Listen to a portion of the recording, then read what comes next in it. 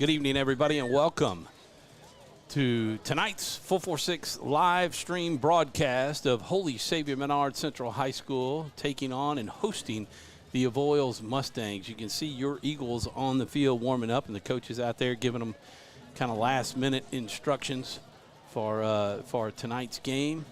And they're going into the huddle. They'll go back into the field house and get mentally prepared before coming out to run through the goalposts and get this game going. We're just about 25 minutes away from kickoff. You can I'll pan over here, and you can see the Avoyelles Mustangs kind of running through some of their offense, getting ready for the game tonight. This is a District 2 5A district game, second one of the season for both teams. The Eagles are 0-1 after losing to Oakdale last week, which we were not able to live stream. But we're here tonight at home like we always are, and we'll make contact with Kinder next week and hopefully be able to live stream that game for you next Friday night. 7 o'clock is the kickoff tonight, and it is homecoming. And we'll pan over here a little bit and show you the show you the homecoming court. They're going to be sitting there. We got the people who are young men that are ready to be king or hopefully going to be king, and the young ladies, queen of homecoming. They've got several different tents over. Last year was my 40th here at Menard, and the 1984 class celebrating 40 years, the 74 class celebrating 50 years, and they have the 30-year, 20-year, and 10-year out there doing a nice job of welcoming in the alumni from Menard. You get a chance when you look at our screen tonight, you can see at the bottom left is Sadler's Towing. They are our sponsor of our ticker. John will be updating our score here, sending it to Chuck Perkins. Chuck will be at the Tioga game, but he can put in all the scores, and they'll be updated throughout the night, so you can keep an eye on. Look, Tioga Indians are taking on West Ouachita Chiefs. We're waiting on John Wolf to give me a call. He's down on the field talking with. Hang on, let me get. How good was your gun, buddy? We'd like to know up here for sure.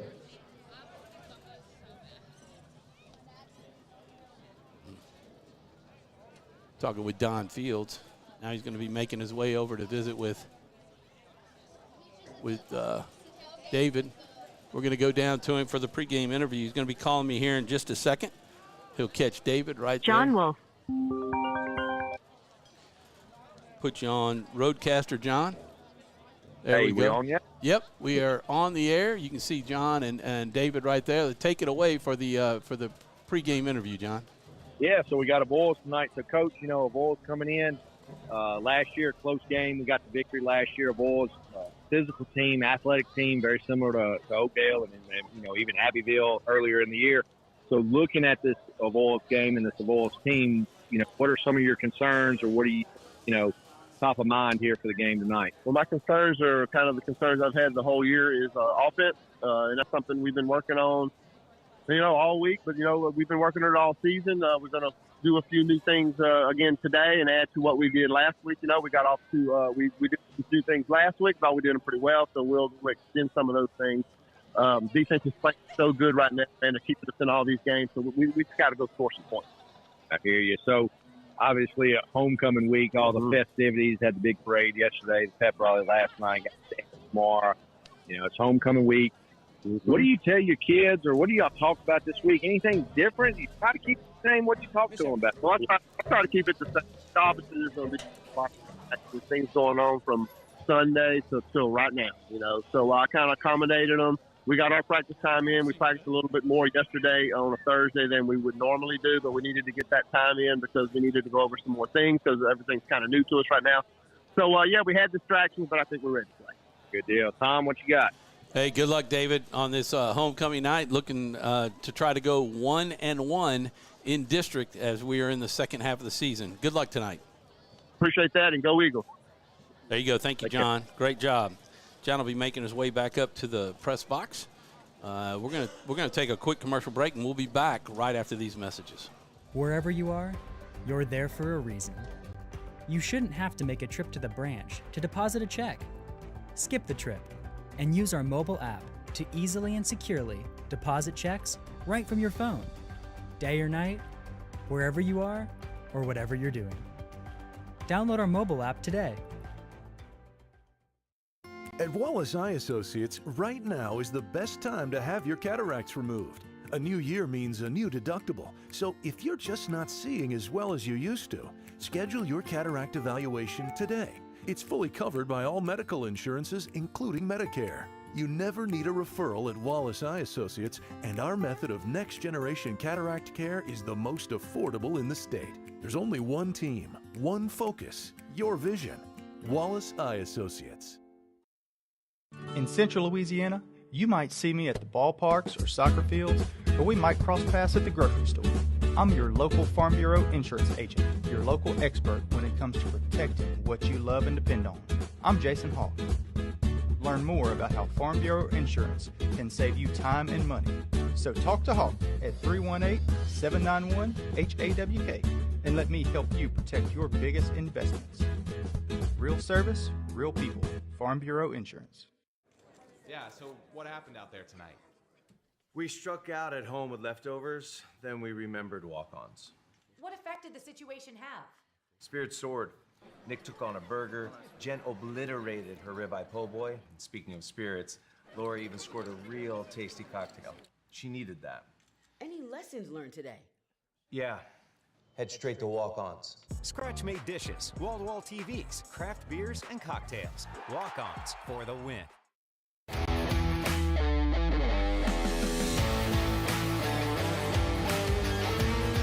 Check out some of our recent work at the Panthers Stadium. In addition to custom signs and banners, we also handle custom trophies, custom awards, custom vehicle wraps, and more. Give us a call. We handle projects large and small.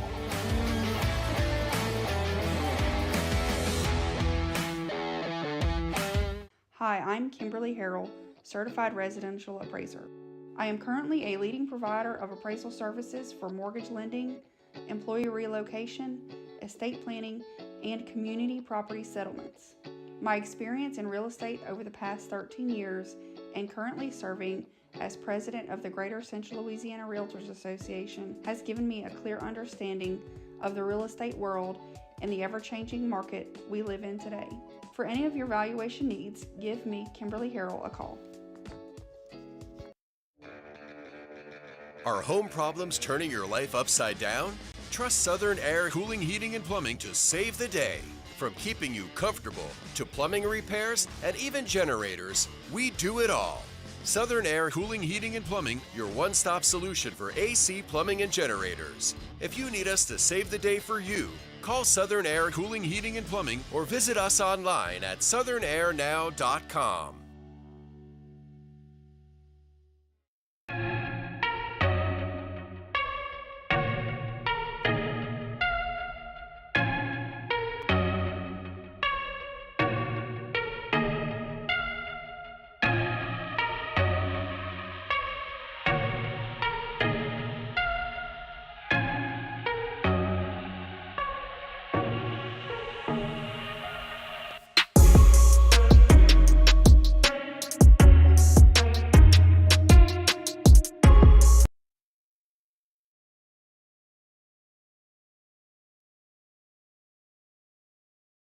On the track, the cheerleaders and dance line all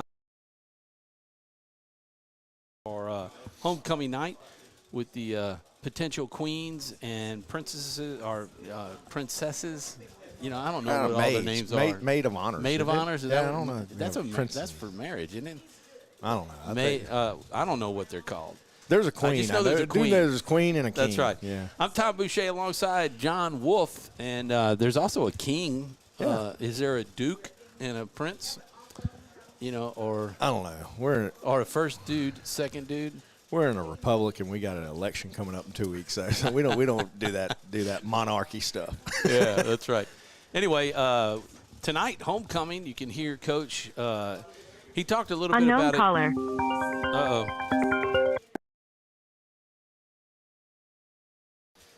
That happens on live TV. When I got the Bluetooth on, I need to take that off. But that's good. Muting it. Muted it. Good job. Forgot to do that. Speed. You know, he talked about that with the Avoyelles Mustangs. We were just kind of going over it. Avoyelles is 3-3 on the year. Give you a little background on them. They're 1-0 in district. They're on a 3-game winning streak, though. Their losses have been against Marksville, Pineville, and Bunkie. And Bunkie is, you know. Yeah, we saw last night, I think Bunkie beat Buckeye, like 63-0 last night. And Avoyelles beat Buckeye 46, something like that. Yeah, 44-46-0. So this Avoyelles team, they're very athletic. And, you know, we saw athleticism last week. Of course, I got to see it. You didn't. Our fans didn't get to see it. I don't know if we made reference to that or not. I did. Not being on the air last week. Okay, good. That we're live. Yeah. We're here. But for those of you that didn't get to see the game last week due to the principal not letting us in, that's the last time we'll talk about it. Oakdale was a very athletic team, and we saw it earlier this year with Abbeville, right? I mean, Abbeville had the athletes on the field, and we were able to win that close ball game. And last week we give up a kickoff return to open the game, and defense gave up one touchdown, and offense had its moments. But Avoyelles has a lot of athletes on the field. They have speed. They've got a little bit of size. They're going to play physical tonight, and you know. Yeah, there we are. All right. But, yeah, they'll be a physical team. They're going to bring speed out there. Last year's game was a very close game. I think it came down, you know, really to the last possession of the game, you know, to get us a undefeated district record last year. But it's going to be a tough challenge for the Eagles tonight. It will be. A couple of players to look out for. I want to thank Lolly, dude, for getting us an Avoyelles roster. That's nice to be able to call the names out. But Avoyelles beat Port Barry last week by 5, 32-27. Of course, that's one of our games coming up. Right, and you look at what, you know, Marksville was a close game. I think they only lost by a couple of points. Of course, losing to Bunkie, which, you know, Bunkie's got great athletes and a good team. And then, of course, losing to Pineville, a 5A school. Yeah. And I think only lost to Pineville by 2 scores, if I'm not mistaken. So played Pineville tough this year. Zayden Williams, number 5. He's got 7 rushing TDs on the year, according to Max Preps. Kevin Jones, averaging 133 yards a game, so they're going to be running the ball. That's number 2. And then the quarterback, number 3, is Case Goche. So those are obviously names that you're probably going to hear us say a lot as we get comfortable with their numbers and the number of times that they run the ball. So they're going to be needing to stop that. Our defense, though, has been there every game. I mean, last week it's 13-0, but they only scored 1 touchdown on offense, right, and got the extra point because they ran the kickoff back for the touchdown. It was 6-0, right? Yeah. At that point? Yeah, I mean, they took the opening kickoff back, and then defense gave up 1 score, and it was really a big play. I mean, it was a breakdown there on the outside. They had a long run. Other than that, defense, I mean, man, played lights out, got a couple turnovers for us. But, you know, I was watching Avoyelles in pregame and practicing, and from all the past years of seeing Avoyelles and calling some of their games, they were lining up, warming up field goals and extra points. And I can't tell you the last time I've seen Avoyelles actually kick an extra point, and their kicker is not bad. He's pretty good? He's pretty good. Yeah, well, they always onside kick, too. Yeah, we don't have to go there, but, yeah, they do. I wasn't going there. Inside joke from Wednesday and pass. But I still apologize for that. Right. No, I need to be the one apologizing. But anyway, yeah. You know, you look, Avoyelles has never kicked, right, and they're warming up a pregame kicker. And you know, they've changed it up a little bit since Coach Boone left a couple years ago. And Avoyelles, it's going to be a challenge tonight for the Eagles. We're going to take a break here in a second. They're going to be getting close to the prayer and the national anthem, and then we're close to the kickoff after that. But I have the camera on the float there, John, and just if we could do polls, if we had enough money to be able to get all that stuff and have somebody doing production, you know, that float over there, as you can see, golden ticket. Which class would you say that float would be? I would say that's either 7th or senior. because of the order that it's in. Well, that's yeah. Well, okay. There you go. It's the senior float. Okay. All right. So we'll pan over here, and it's a Willy Wonka theme. Actually. It is. Yeah, Willy Wonka. I think. Oh, you can see that's 2026. So that's got to be juniors, right? Because 2025 are going to graduate that's your now. junior float, and probably the next one should be your sophomore. They were out of order, but that's. Oh, they are. What class is that? 2029, right? 29. Wow, that is out of order. So was that 7th grade? That's 8th grade. 8th grade? Yeah. All right, and we'll see if we can't get. I think if his 8th grade float, Dustin Summerall probably had something to do with it. And his floats. That's Dustin's float. He'll be in the Rose Parade here in about 10 years from float design. Dustin told me that was their float. Okay, yeah. And then melt the Mustangs. I don't know what class that is. And I think we're about to go to the anthem and prayer. Yep. So we'll break down, just show. There's so much glare. And his wife Emily. I'm making everybody sick with the camera. I apologize. We also want to welcome all of the extended family of Coach Perkins.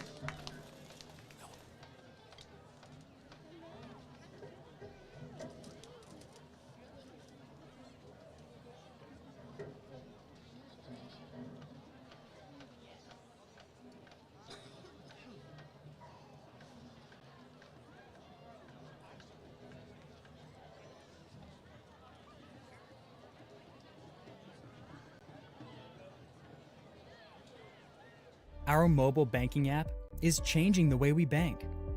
Things are getting easier, transactions are getting safer, and you have access 24/7. All the functionality of banking you're used to, made easier to use, anywhere, anytime, and more secure than ever. Simple, seamless, safe. Download our mobile app today. At Wallace Eye Associates, right now is the best time to have your cataracts removed. A new year means a new deductible, so if you're just not seeing as well as you used to, schedule your cataract evaluation today. It's fully covered by all medical insurances, including Medicare. You never need a referral at Wallace Eye Associates, and our method of next-generation cataract care is the most affordable in the state. There's only one team, one focus, your vision. Wallace Eye Associates. In Central Louisiana, you might see me at the ballparks or soccer fields, or we might cross paths at the grocery store. I'm your local Farm Bureau insurance agent, your local expert when it comes to protecting what you love and depend on. I'm Jason Hawk. Learn more about how Farm Bureau insurance can save you time and money. So talk to Hawk at 318-791-HAWK and let me help you protect your biggest investments. Real service, real people. Farm Bureau Insurance.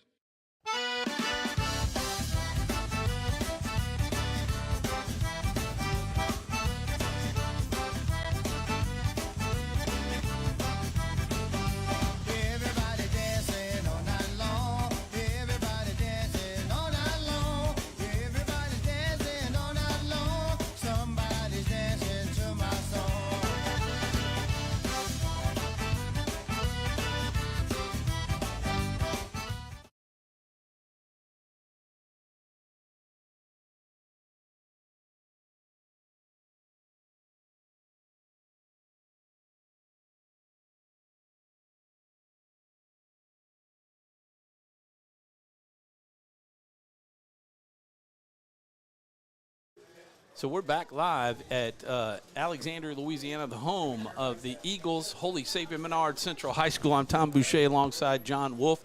You can see the smoke rising from the field, and here come the Eagles as they break through their sign.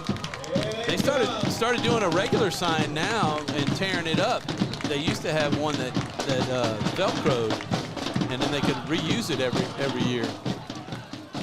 You know, we had your daughter Emily, showing last home game, I think, when she got asked for to homecoming, and we were down with the camera on her, focusing in on her being asked, and of course she's an Eagleette on the dance line, so she get to see her. But you can be hard to see, but when you look in there, you can see the flagpole to the right of the advertising screen there. And John's son, Joseph, who is in 8th grade? Yep, 8th grade. Eighth Troop grade. 6. Yep, Troop Boy 6. Scouts. Mr. Ostraker, God rest his soul. What a wonderful man. Emil P. Ostraker III, as 50-plus years as the Scoutmaster at Troop 6. So we're going to have the prayer and the national anthem, and we're going to step back and let you listen to it. Back with the kickoff at 7 p.m. right after the prayer and the national anthem.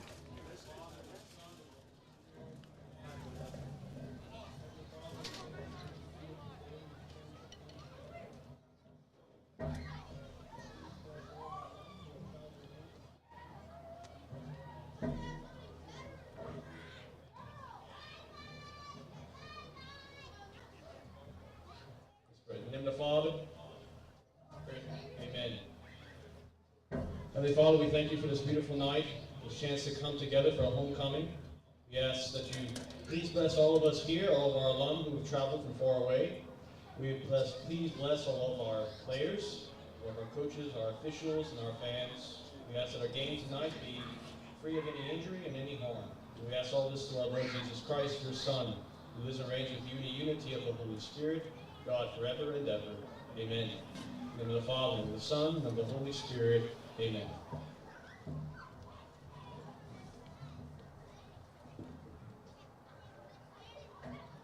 Oh, say, can you see by the dawn's early light what so proudly we hailed at the twilight's last gleaming, whose broad stripes and bright stars through the perilous fight o'er the ramparts we watched were so gallantly streaming, and the rockets' red glare, the bombs bursting in air, gave proof through the night that our flag was still there. Oh, say does that star-spangled banner yet wave o'er the land of the free and the home of the brave. Nicely done. Nicely done. That young man has sang the national anthem at every home game so far this year, doing a great job. Captains on the field tonight are Asher Davis, number 34, and number 5, Jordan Rich. And we'll try to zoom in here and see if we can watch the coin toss. Looks like Avoyelles. Let's see. Jordan Rich has been out with mono, I believe, the last week or two, so good to see him back on the field tonight. So, John, at 20-plus years, you wore the white hat, I'm sure, at times. No. Never did? No. Well, No? some JV, junior high stuff. I never really wanted to do that. What are they talking about in there? Well, I mean, you're just showing them the coin and say, hey, we're going to flip it. You're the captains. What's your call? Get it before and what they want to do. Of course, the referee, he asked the coaches what they want to do so the kids don't make a mistake. So Avoyelles won the toss. Yeah. They elected to defer to the second half. Menard will start on offense, and we'll get to see what kind of new changes David was talking about, John, when they start on offense here. Yeah, he was talking pregame. He wants to see the offense try to do something and get some movement. And, we saw it at Abbeville. The opening drive against Abbeville had a really good drive. And saw flashes of it last week at Oakdale. You know, I mean, towards the end of the first half, had a good drive going from about their own 20 or so, got it down to about the Oakdale 25, and had a couple shots in the end zone, just couldn't make it happen. And had a good drive coming out the third quarter, and we turned the ball over. So it'll be interesting to see, see what Menard does here on offense, what kind of look we get. Well, they're not anticipating the kicker to be able to kick it too far, as they'll kick it off from about the 40-yard line, and they're lined up. We're lined up in the back just inside the 25. A lot of pooch kicks from what I remember. I mean, we used to see onside kicks every time. I wouldn't be surprised if we see it maybe here on the first kick of the game. David kind of talked about that Wednesday night, that they like to do an onside kick on the first kick of the game. So we'll see what they do. But this is a young man you said that you saw when you were on the field kicking field goals. And see, we got a 5-man crew tonight, and they're in onside formation. So the officials they know Avoyelles well, and so they're in onside formation tonight also.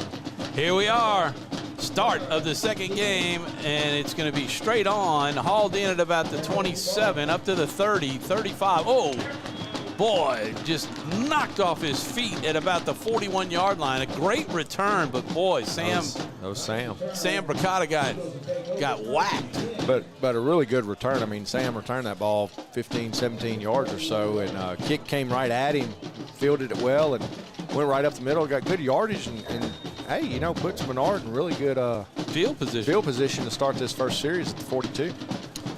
We'll see if Jake Vaughn, number 3, your starter, as we go through the offensive starters. Number 66, Jack Roy, the senior, is at center. He's been playing well this year, getting that snap back to Jake. We got a little bit of a stoppage, a little clock malfunction. See what's going on. We'll continue with the starting lineups. Right guard, number 63. That may have changed. I think it looks like 71, maybe Cade Tassan might be playing right guard. And then is Hollis right next to him now at right tackle? Hollis was playing right tackle, but looks like Menard's going with They're going with a big overload to the left here. Yep. Well, hard to tell on this one. Like see if they swinging gate. Cutter Knowles is in motion. They're going to hand it off and pitch it. Aiden Birch going to throw it out to Jake Vaughn. Nice arm by Aiden Birch. Boy, they had that set up. Yeah. And just a little bit of an over the, Jake kind of slowed down a little bit, and, Birch was throwing it to the spot, and just the timing off on that when you're just kind of slowing down. He kind of misjudged it. Yeah. I mean, Jake trying to make an over-shoulder catch there, and, Avoyelles wasn't too out of position on that play. But obviously, trick play there trying to open this up. In motion, they're going to give the handoff up the middle. Nice hole by the offense. You can see Asher Davis is in there in on offense. Look at Birch is in there too, number 4 at tight end. Bravel, number 44. They moved him to number 44, didn't they? Yeah, a couple weeks ago. He's 44, been playing tight end and lead blocker, and just coming with power at this point. Hunter Vaughn, 77 at left tackle. Handoff up the middle, first down. Nice job. That's Austin Parra, I believe, number 7 on the carry. Yeah, freshman Parra coming with a little spin right there, twin tight end set and power backfield, and just running right at him between the tackles. And tell you what, 2 good plays right here, and Menard's got a first down at the 46-yard line. Zach Dozot in the game now. Look, Birch is looking over too. I wouldn't be surprised if we wouldn't see him at quarterback a little bit tonight. One big Cutter Knowles coming off the bench. Big shift. Overload on the left. See where they go with it. Coming around the backside. Got to get rid of it, Jake. It's caught by Parra. Short gain. Over the 45 down to the 44, 43-yard line of the Mustangs. Yeah, just a little flow left there, and brought Parra, kind of on a little drag route, and high percentage throw for Jake, and put it on the money, and pick up 3 or 4 yards right here on first down, and get it 2nd 7, 2nd 8 right here. Yeah, I mean, that's what you're looking for, at least 3 yards if you can. So you're not playing behind the sticks We haven't seen a whole lot of that. Jake's a quarterback keeper up the middle, picking up another 3 or 4 yards. That set up a short third down, third and about 2 maybe. Tell you what, Menard's just telling them, hey, if you want to stop us, you're going to have to put 8, 9 guys in the box. We're just going to line up twin tight end, stack the backfield, and come right at you between the tackles and see what you can do. And so far, Menard's putting a hat on a hat and making good progress here on offense to open this game up. Yeah, they're suckering them in, I think, to get them all up and then maybe chunk one deep. There's a handoff. That's going to be stopped short of the first down. I think you're probably 4 down territory here. Yeah, 4th and 3. This will be an interesting play call. You know, do we stay with the power that we've been doing, or we try something a little different here? And I'll tell you, I think they're ripe for a fake handoff. You get them running around that play and then maybe send Birch out.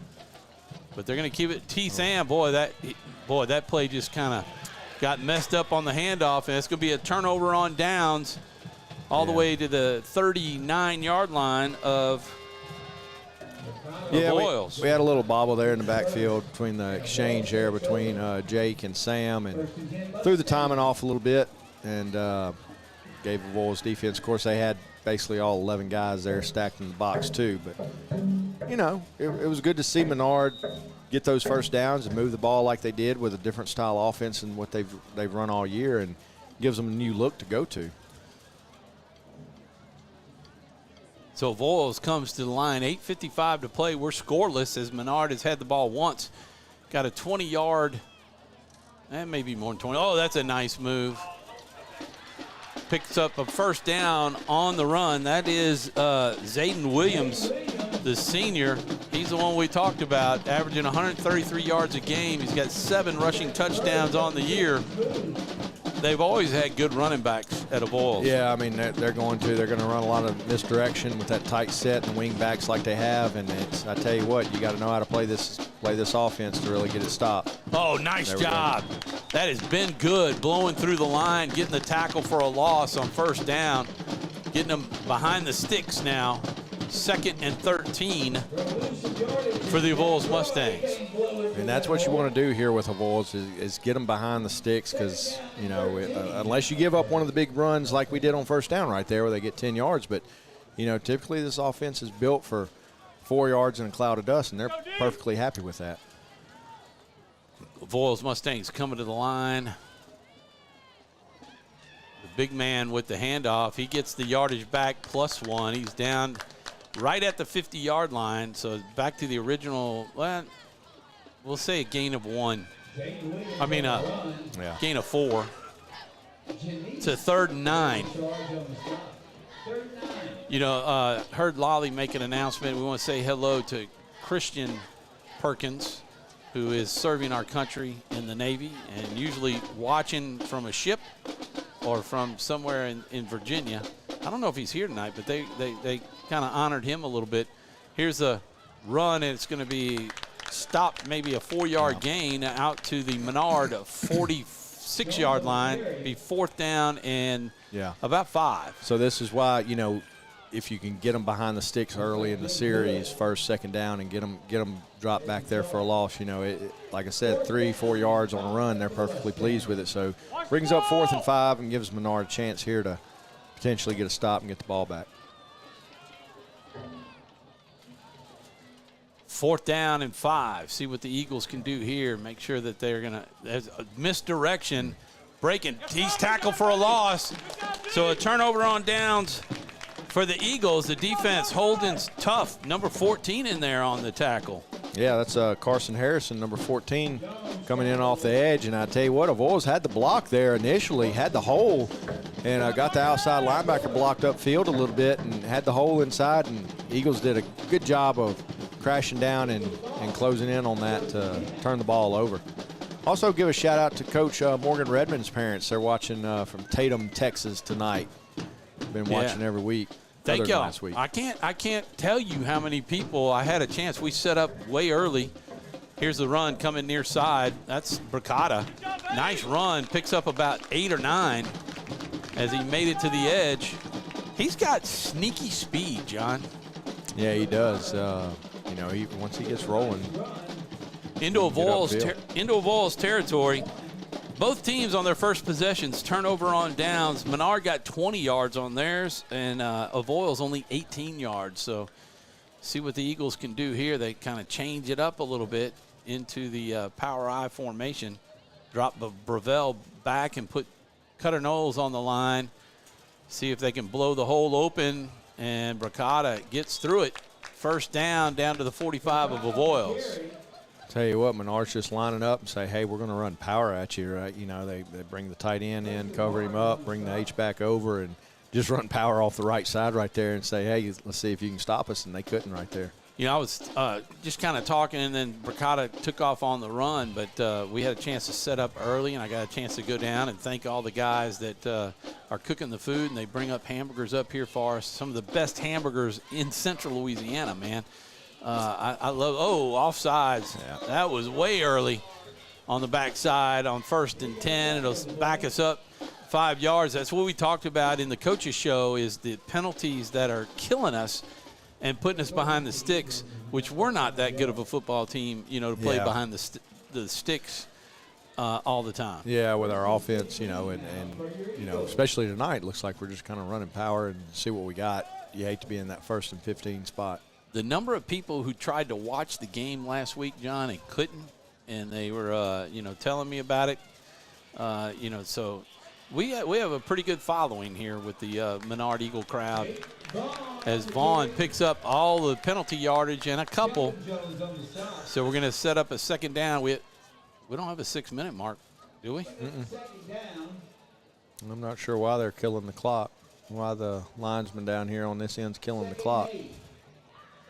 But he killed it for some reason. That was a pickup of about 7 yards. Is there a penalty on the play? There may be a foul. It looks like we got a foul on the play. I didn't see the flag thrown, but they're marking something off against Avoyelles. Going to be a first down for the Eagles, so that's very helpful. That's a 15-yarder. Wow. Not sure what the foul was. Maybe had to be a face mask or a personal foul of some sort. I couldn't even find the white hat. Now I see him. 5:58 to play in the first quarter. Still 0-0, but the Eagles are driving inside the 30 of the Mustangs at the 29. The handoff, he got a hole, and it closes very quickly. Number 4, Arthella Augustine in on the tackle there. The senior.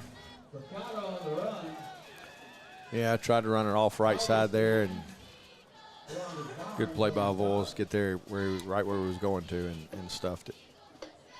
We got Aiden Birch, number 4, out there. That's a freshman. 6'2", 200 pounds, 6'4", 200 pounds or something like that. Plays basketball as well. But he's the next quarterback here for the Eagles. Now playing tight end. The handoff over the right side. He's got a hole. Bracata over the 25 down to the 22-yard line, 23-yard line, somewhere in there. It's going to set up a third down, and we'll call it about 5 or 6. Tell you what, I like what I see Menard's offense doing, just running power and just putting bodies on bodies and saying, hey, you know, if you're going to stop us, you're going to have to load the box up over here because this is where we're going. There's no deception about it where they're going. But doing a great job. They're basically playing Avoyelles ball. You know, what? There's got some penetration on that one and stopped him after the 35-yard line. Took his helmet off. Yeah, I think that's number 77, Hunter Vaughn, lost his helmet there. He'll have to come out, so we'll have to replace our left tackle here with somebody. But, you know, running power like this, I mean, it brings up, you know, we're in 4th and 6 here. Obviously, we've got to do something other than that. But, you know, it does set you up, gives you some options throughout the game of what you can go to. They're going to spread out Zach Dozot, number 1, to the far side of the field. See him in the far side of your screen. And offsides on the defense. Yep. But that'll be short of a first down. Right. But they can go back to the power run here and bring Hunter Vaughn back. Yeah, it gives you opens it up much more when you only need about a yard to make. to go, but Hunter Vaughn will have to come out of the game. You do have to sit out a full play. There was no play, so there was no snap. So it's kind of like timeout, you know, the coach wanting to buy him back in. There's nothing wrong with trying to sneak in there and see if you can't get away with it. Here we go, Eagles. Let's go. 4th and 1. They just going to take Jake up the middle. Yep, and he breaks it. He's got the first down, or should have. Yeah, he's got it. I mean, he was well past the mark on that second move. He was hit short. Yeah. Good job by the head linesman out here going in, you know, knowing it's a close play, 4th down, went all the way in to give it a good spot. Good job by the official right there. Eagles in the red zone at the Avoyelles 17-yard line. 3:35 to go in the first quarter.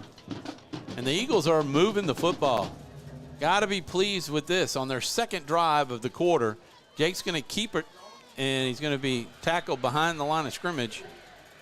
Maybe a yard, or maybe they'll call it no gain. Yeah, number 5 for Avoyelles, one of their playmakers, is that Williams. He's got to come out. He lost his hat on that play, so he'll have to come out here. I think he's one of their linebackers. Yeah, Kobe Smith is one that we have to keep an eye on. Preston Barnes on defense as well. So the power I formation, Jake under center, going to fake the handoff, looking to throw. Nice block. Got to find somebody open. Came back. Nice catch. Did he incomplete? It was out of bounds. Yeah, he's trying to target Zach over there. Zach doing a nice comeback on that and at the sideline and just couldn't come up with the catch. Would have been about a good 7 or so yard gain on that. But I thought that was a good job by Jake, too. Rolling out, had a little bit of pressure, had to get outside the pocket, kept his eyes downfield, kept letting his receivers work, threw the ball to the sideline and gave themselves a chance to make a play on that. Ravel coming in, Birch and Rich coming out. That sounds like a rock group. Or a law firm. Country song. Birch and Rich. Birch and Rich. When you call Birch and Rich, you get Birch and Rich. 3rd down play. He's not going to gain very much. Going to get to the 20-yard line. Pretty much maybe no gain. Yeah, so we're set up a 4th and 11 with 2:43 to play in the first quarter. 4th and 11.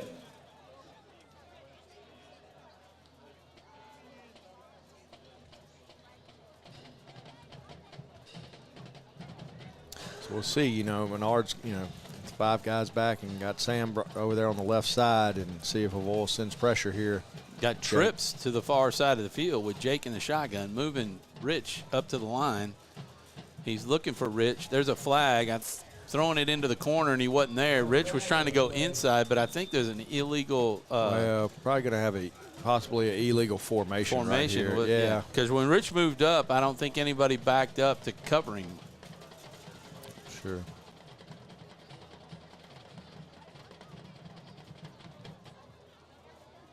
It's declined. Yep. And it'll be first down. So a turnover on downs. They get all the way down to about the 21-yard line. The legal procedure is the Avoyelles Mustangs have the ball.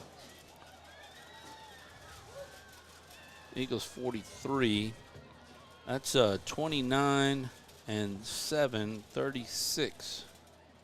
But, you know, Menard, you know, with their 2 offensive series here, and Zabel, you know, they turned it over on downs both times, but they do have Avoyelles inside their own 20, so they're not losing the field position battle in this, so that's a good thing.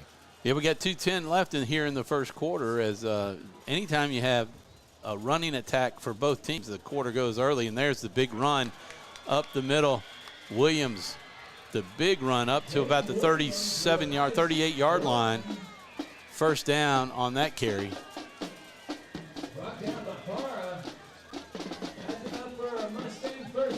Got to fill those gaps. Yeah, that's the danger of this Avoyelles offense, especially with the athletic players they have. One pop, and they're through, man. Well, that's what they're trying to do is just get their back to the second level. They get that back to the second level, and they know they got the numbers. He's a big fella. Zayden Williams again up to the 45, the Avoyelles 45. That's a nice gain, about 6. 7 yards on the carry. Second down at 3. 1:36 on the clock.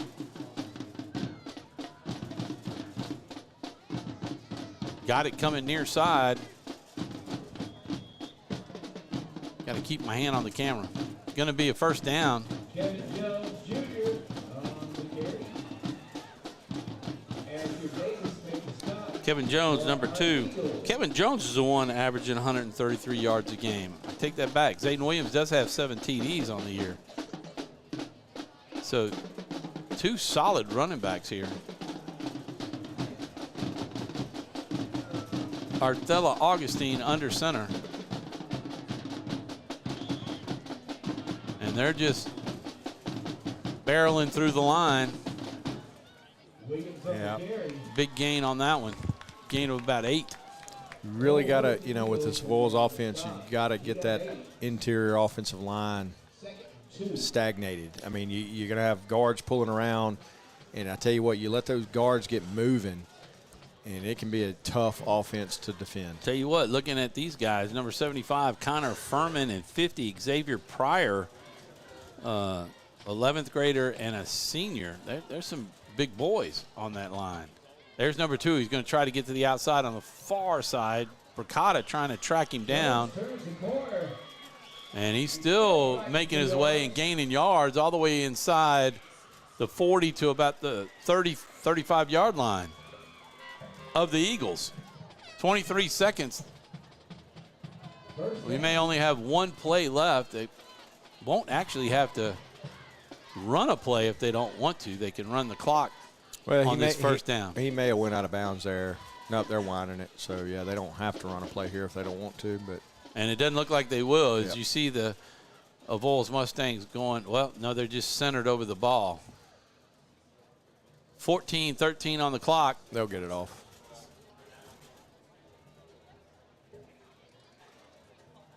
They do, up the middle. That time they got him stopped for a shorter gain. It'll be second down and about 8 as an Avoyelles player is on the ground, but that's the end of the first quarter. We'll be back as the teams change side with second quarter action. You're watching Menard Eagle football on 446 Sports. It is 0-0 back with the second quarter. Holy Savior Menard.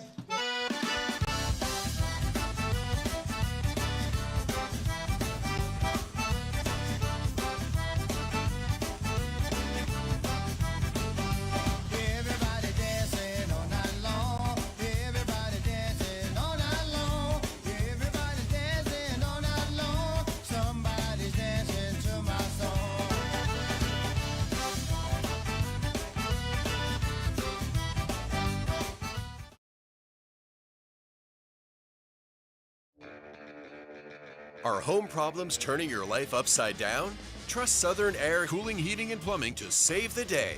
From keeping you comfortable to plumbing repairs and even generators, we do it all. Southern Air Cooling, Heating, and Plumbing, your one-stop solution for AC, plumbing, and generators. If you need us to save the day for you, call Southern Air Cooling, Heating, and Plumbing or visit us online at southernairnow.com.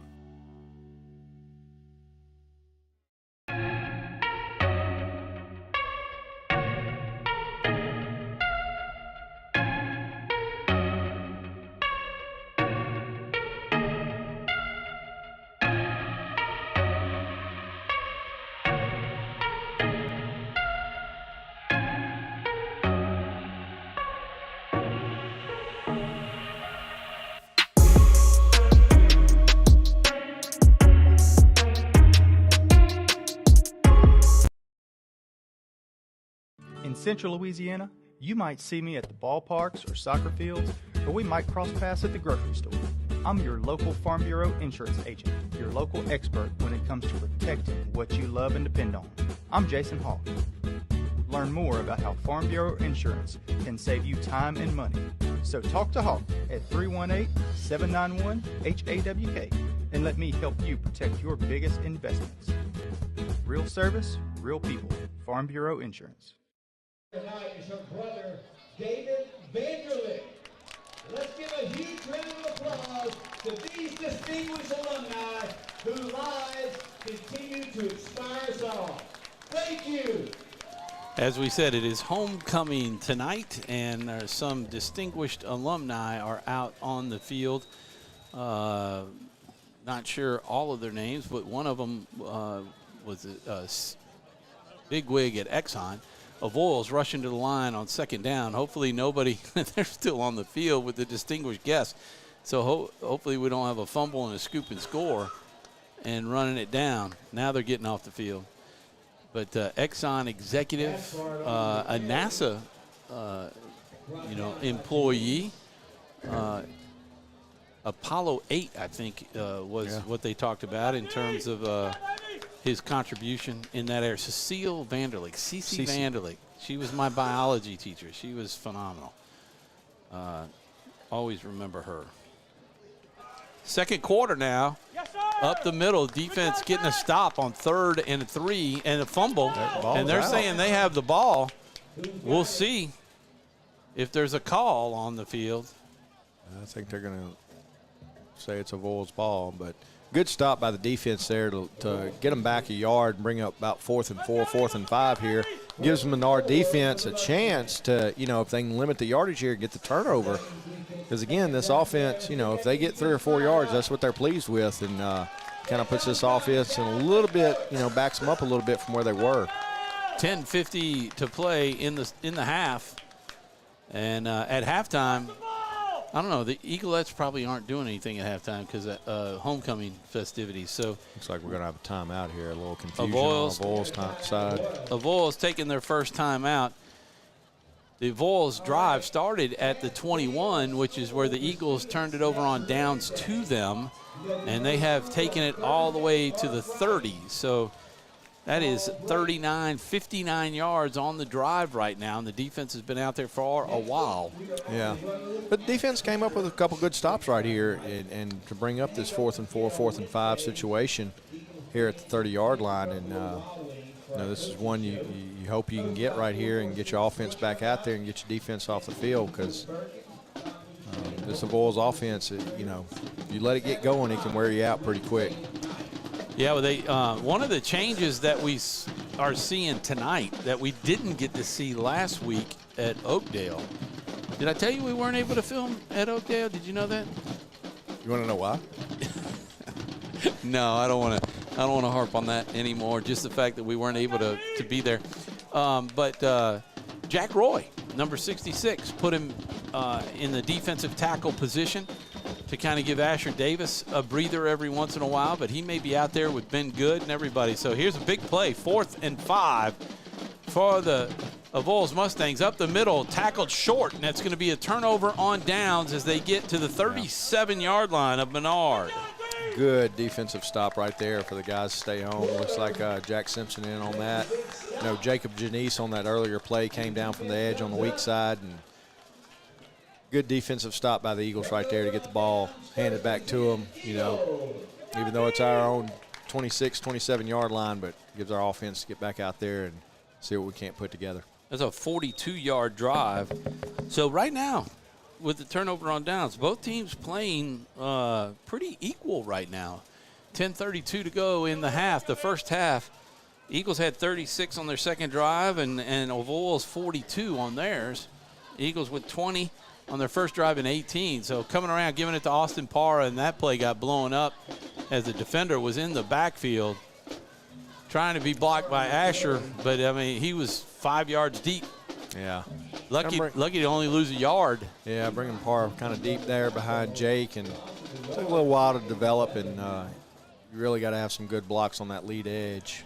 When you're doing that, they got to sustain those blocks for a while to let that play develop, and good play by the Avoyelles defense right there to stop it. Under 10 minutes, subtract 1 from the Mustangs. They have 2 timeouts. That ball kind of dribbled to Jake, and they got penetration and hit him at the line of scrimmage. So it'll be 3rd and we'll call it 11 for the Eagles. I tell you, Avoyelles' past 2 plays just stacked all 11 guys basically in the box and said, all right, we're we're done with this power run stuff. Yeah, well, now it's time to kind of set up like a power run, but sneak a tight end. We're going to take a timeout here. Are the Eagles. We'll take one ourselves. We'll be back with more live football on 446 Sports. Yeah, so what happened out there tonight? We struck out at home with leftovers, then we remembered walk-ons. What effect did the situation have? Spirit soared. Nick took on a burger. Jen obliterated her ribeye po' boy. And speaking of spirits, Laura even scored a real tasty cocktail. She needed that. Any lessons learned today? Yeah.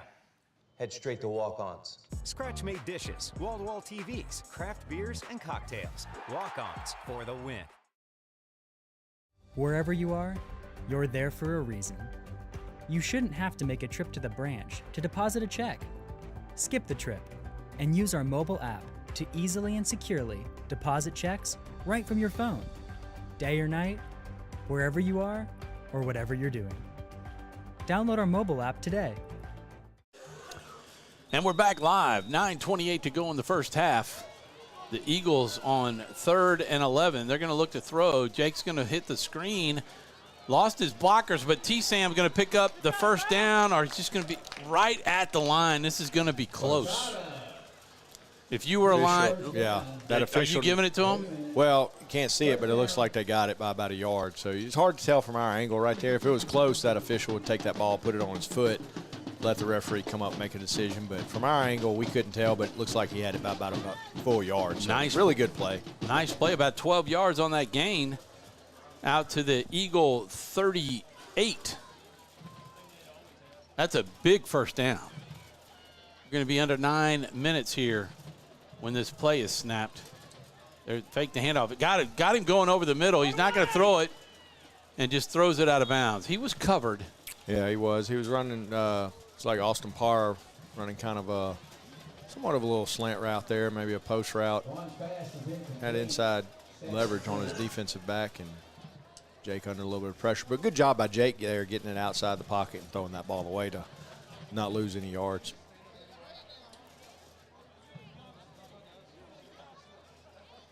Boy, they had that trick play dialed up on the first play of the game. 8:52 under center, giving it to T-Sam. He's going to be hit. Number 52 came around the edge, and nobody hit him. That's Kobe Smith. That's one of the names that I talked about. He's got 5 sacks. They're giving him a gain of about a yard, maybe just shy of a yard. 3rd down, and we'll call it 9.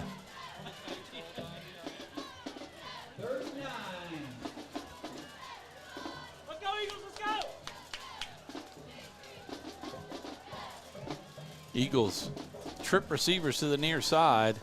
Jake in the shotgun, cut across the middle. That's looking to throw it to T-Sam. They ran 3 fly routes, John. Usually you kind of use one as a pick. They had Hayward, Rich, and Cutter Knowles going deep. Yeah, you're trying to get those defensive backs and guys out of there and trying to bring Sam out in the flats and hoping that linebacker or whoever's on him kind of bites and goes after Jake there and leaves him wide open. And you got the defensive backs deep for you. Unfortunately, that defender stayed with Sam there, and good play by the Avoyelles defense on that. So Jake is back to punt. He'll get it off. It's a nice job. Hauled in. Good coverage there. Getting a block and going to be taken down. Great coverage by the Eagles to bring him down at the 31. Yeah, I think that was 16 White Hayward getting in on that. And Aiden Birch getting down there. And good coverage by the punt team on that. Flipped that field. We started that drive on our 37? Maybe 27, I think. That's what I thought. 27 to 39, 12 yards, because we got a first down. Yeah. So talking about Coach Redmond and his parents watching back in Tatum, Texas, Morgan was telling me the other night his dad watches those Quibidos commercials, and, man, he wants a little Quibidos, I think. I told Morgan he's going to have to bring him some one day. Going to have to bring him out. Trip receivers to the near side. I haven't had anything bad at Quibidos. Cindy and I go there quite a bit. Asher just throwing a shoulder. Was that Asher or T-Sam? It was T-Sam throwing a shoulder into him rather than wrapping up. But that boy's pretty solid that just ran the ball. Well, and he's got a head of steam coming through that line, too. I mean, he's running head down and running that ball hard. That's like trying to wrestle a fire hydrant, man. Coming out, spreading it out now, and still trying to run up the middle. And they're going to give it to the fullback. That is Williams, first down.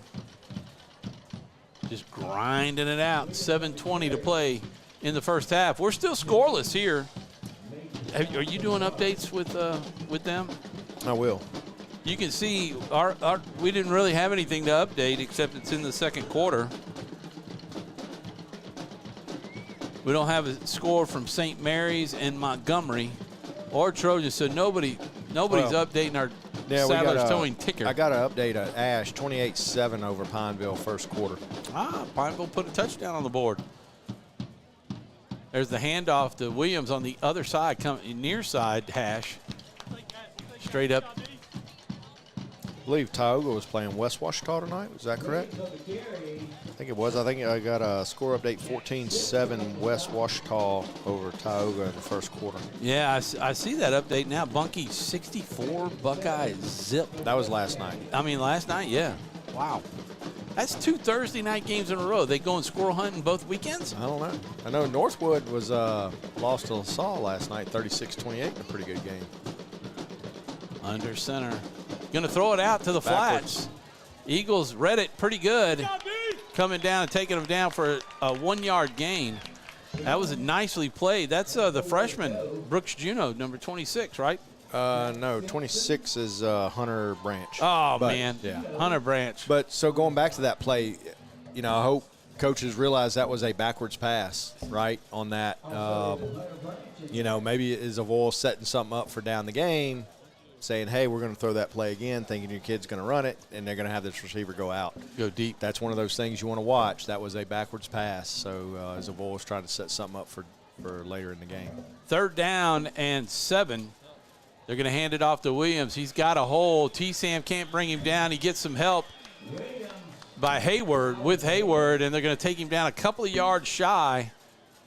Looks like it's going to be about a 2 yards, 4th and 2. Yeah, that's one of those you wish you could have got him about 2-3 yards deeper in the backfield there to bring up about a 4th and 5, 4th and 6. But 4th and 2 right here. This is right in Avoyelles' wheelhouse with that offense they have. Ball's resting at the Avoyelles Mustangs 49-yard line.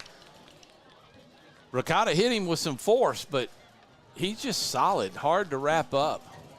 They're going to have to blow the line and get some push here.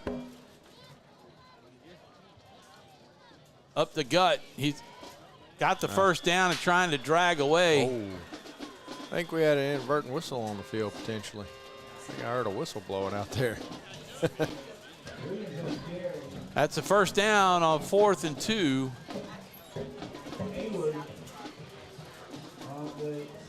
Yeah. Down to the Eagle 44-yard line. Oh, thank you. Hey, look at Jimmy. You doing all right? Look at Jimmy and John Lyons coming through with Lyons Construction. The Lyons Construction coming in and bringing some food with us. And waters. Food and waters. Gotta love the Lions. Thanks, guys. Appreciate y'all. Here's got him by his jersey and slung down there. Tell you what, that was a really good play by Sam Ricotta right there, coming through and able to get his hand on the jersey, tie him up, get him spun around and limit that gain and bring up a good 2nd and 6 right here. I was going to ask you about the tailgate. How was it? Fish tacos? Look at that. Look at there. I don't know. All right, I want you to take over so I can let you have. I know had a little smoked queso. They did a little Boston butt, little pig, a little fish tacos by Waylon LaRue down there, and the Lions group.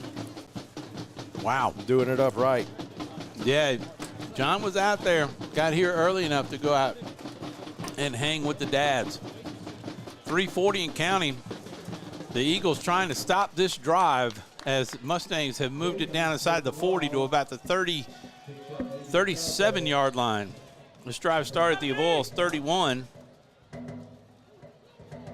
So far, the Eagles have turned it over on downs twice in the first quarter and punted on their first drive of the second quarter. The Mustangs are in their third drive, and they had 2 turnover on downs in the first quarter. Actually, it ended like the second play of the second quarter on that drive. 10 seconds of counting. They may have to take a timeout here.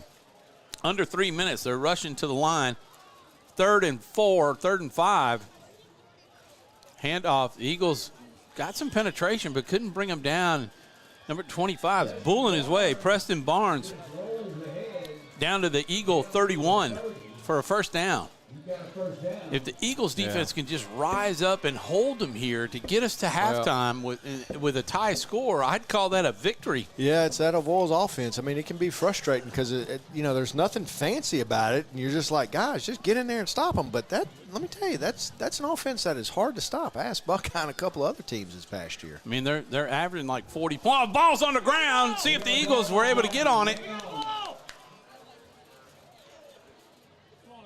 Boy, this would be a big, big opportunity here. If the Eagles have the football. Turnover at the Eagle 30-yard line. The defense comes through.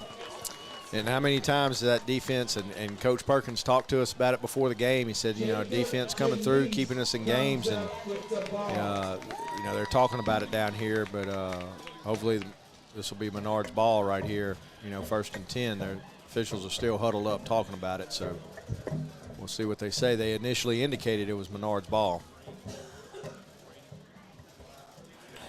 Eagles, hopefully. Yep, it's going to be Menard's ball, 1st and 10. They're tossing the Avoyelles ball back to the sideline over there. There's Al. Big stop. Al and the group bringing those wonderful hamburgers. Thanks, buddy.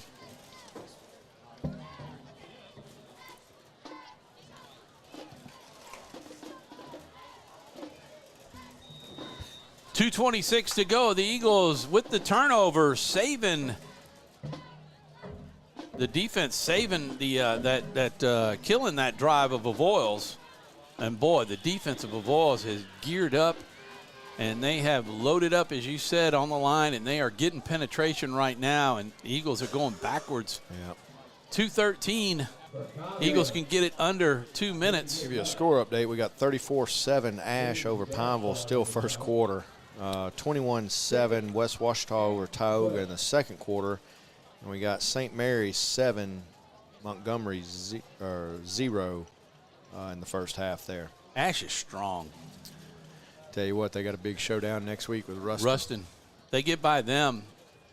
They have a great shot to get to the Dome the way they're playing. There's Jake, wide open Austin Parra. Should hopefully pick up the first down. Going to be right at the 40. Looks like they're going to mark him a little short. He's right on the line. Yeah, I don't know if we started at the 30 or not. I don't think our line judge over there said, he's got about a yard to go. So it'd be 126. See if Jake can just take the quarterback sneak and pick it up. Going to find a gap. Nice job picking up about 6 yards or so. And that stops the clock temporarily until they get that ball set. So, we got an Avoyelles player down, so that'll keep the clock stopped. Tell you what, while they tend to him, 1:14 to go in the half. It is 0-0, but the Eagles are driving the ball. We'll take a quick commercial break and back with more right after these messages. At Wallace Eye Associates, right now is the best time to have your cataracts removed. A new year means a new deductible. So if you're just not seeing as well as you used to, schedule your cataract evaluation today. It's fully covered by all medical insurances, including Medicare. You never need a referral at Wallace Eye Associates, and our method of next-generation cataract care is the most affordable in the state. There's only one team, one focus, your vision. Wallace Eye Associates. Yeah, so what happened out there tonight? We struck out at home with leftovers, then we remembered walk-ons. What effect did the situation have? Spirit soared. Nick took on a burger. Jen obliterated her ribeye po' boy. And speaking of spirits, Laura even scored a real tasty cocktail. She needed that. Any lessons learned today? Yeah. Head straight to walk-ons. Scratch-made dishes, wall-to-wall TVs, craft beers, and cocktails. Walk-ons for the win.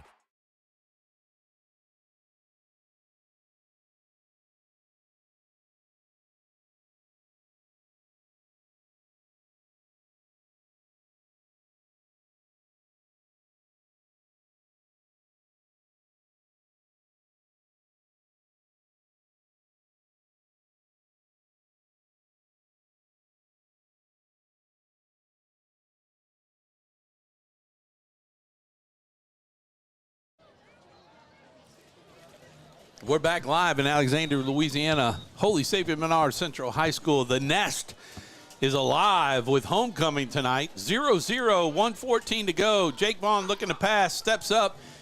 He's going to take care of that football, Jake. Boy,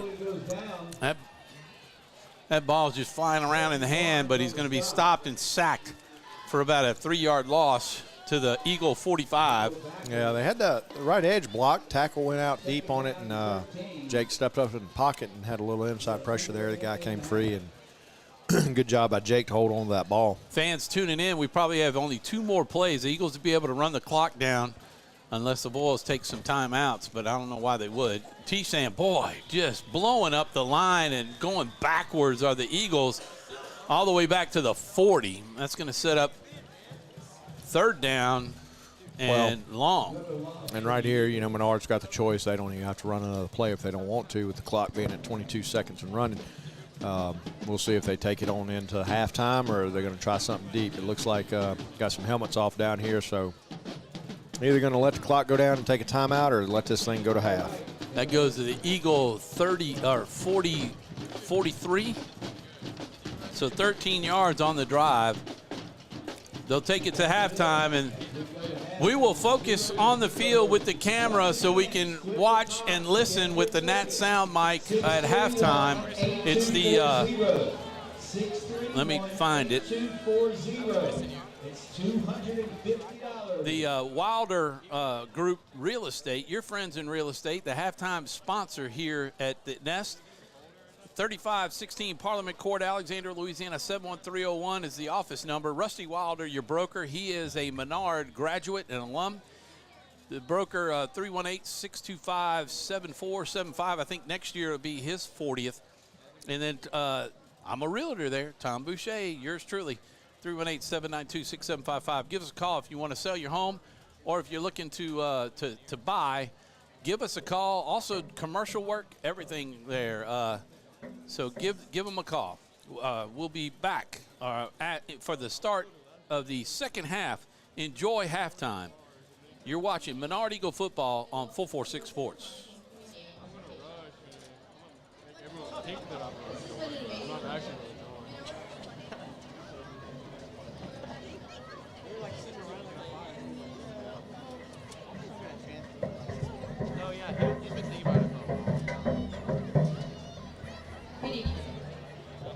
And welcome to Holy Savior Menard Homecoming Games presentation. This has been an amazing homecoming week.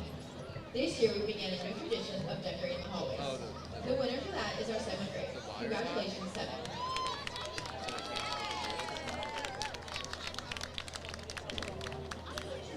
As you can see on the track, the grades have put a lot of effort into their floats, but unfortunately we can only have 1 winner. Congratulations to the 8th grade.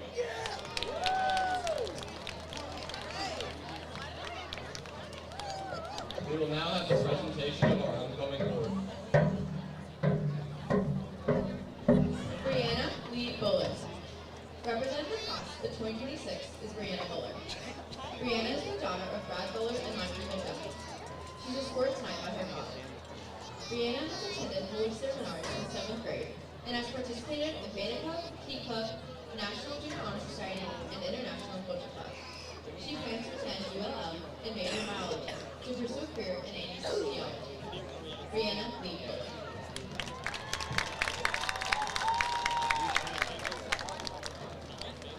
Nathan Cole Matthews. Representing the class of 2026 is Nathan Matthews. Nate is the son of Betty and Chris Coakley and Chris Wayne and Angel Matthews. He is a sports knight by his mother, Betty Coakley. Nate has attended Holy Savior Menard since the 7th grade. He participates in football, soccer, and track. He was a track regional qualifier last year. Nate is a proud member of the Senior Beta Club and International Culture Club. He was the MC for Sharky Musical, 9th grade Met County Court, a 10th grade representative, and was Jesus in the last of the presentation. After graduating, Nate plans to pursue a degree in engineering. Nathan Cole Matthews. Abby Claire Richardson. Representing the class of 2027 is Abby Claire Richardson. Abby Claire is the daughter of Mary Beth Foster and Todd Richardson. She's a sports knight by her father. Abby Claire has participated in softball, student council as class representative, Key Club, Catholic Daughters, and International International Culture Club. She attends Our Lady of Prom Sucker Church. After high school, Abby plans to attend LSU and major in human biology. Abby Claire Pemberton.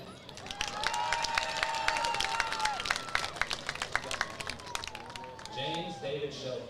Representing the class of 22 and 7 is James David Shelton. JD is the son of Jamie and Carol Ann Shelton. He's escorted tonight by his mother. JD has attended Holy Savior Menard since the 9th grade and is a member of the baseball team. He is proudly serving our school as a member of Key Club, International Culture Club, and National Junior Honor Society. After graduation, JD plans to go to LSU and major in agribusiness. James David Shelton. Lillian Jane Hayes. Representing the class of 2028 is Lillian Hayes. Lily is the daughter of Jason and Tiffany Hayes. She's escorted tonight by her father. Lily has attended Holy Savior Menard since 7th grade. She participated in junior high cheer for 2 years. She is currently on the varsity cheer team, and last year, as an 8th grader, had the honor of being chosen for the varsity cheer NCAA competition team. Lily has participated in all-star cheer for 10 years. She's a member of the varsity soccer team and tennis team. She participated in Junior Beta and is now a member of the Beta Club and Catholic Daughters. She hopes to attend LSU or Ole Miss and major in biology to pursue a career in the medical field. Lillian Jane Hayes.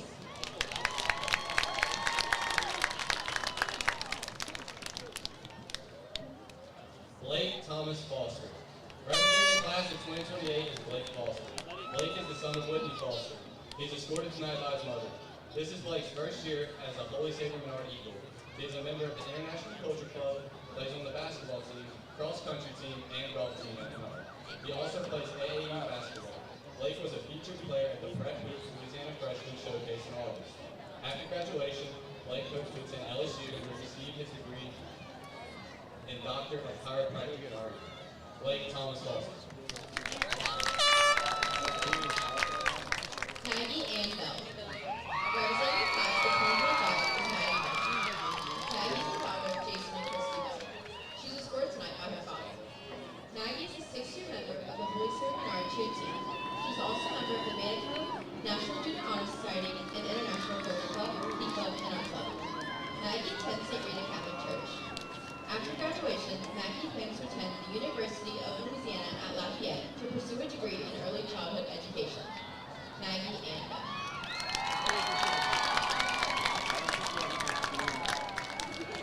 Preston Alexander Grant.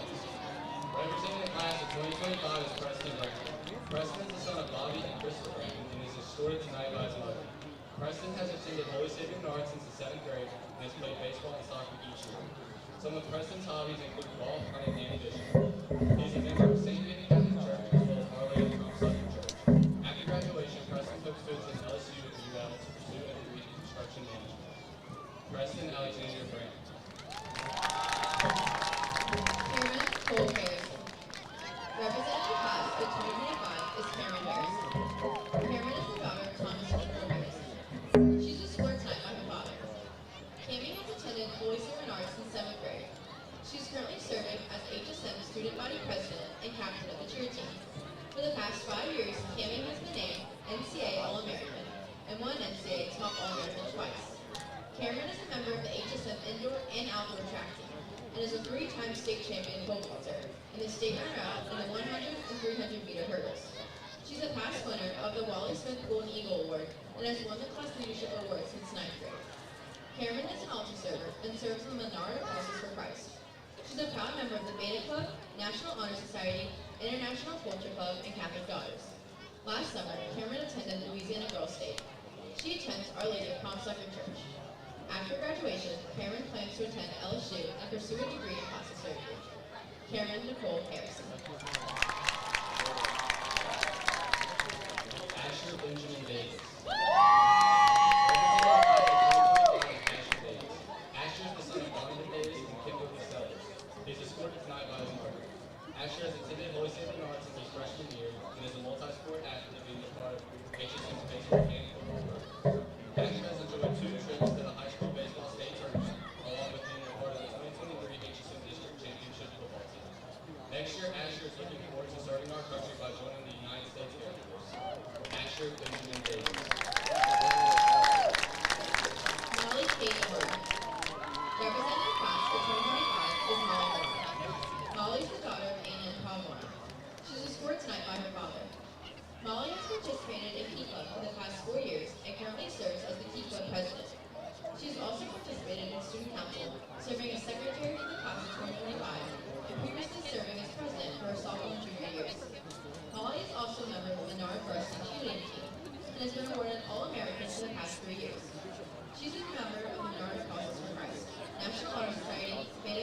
Culture Club, and Yearbook committees.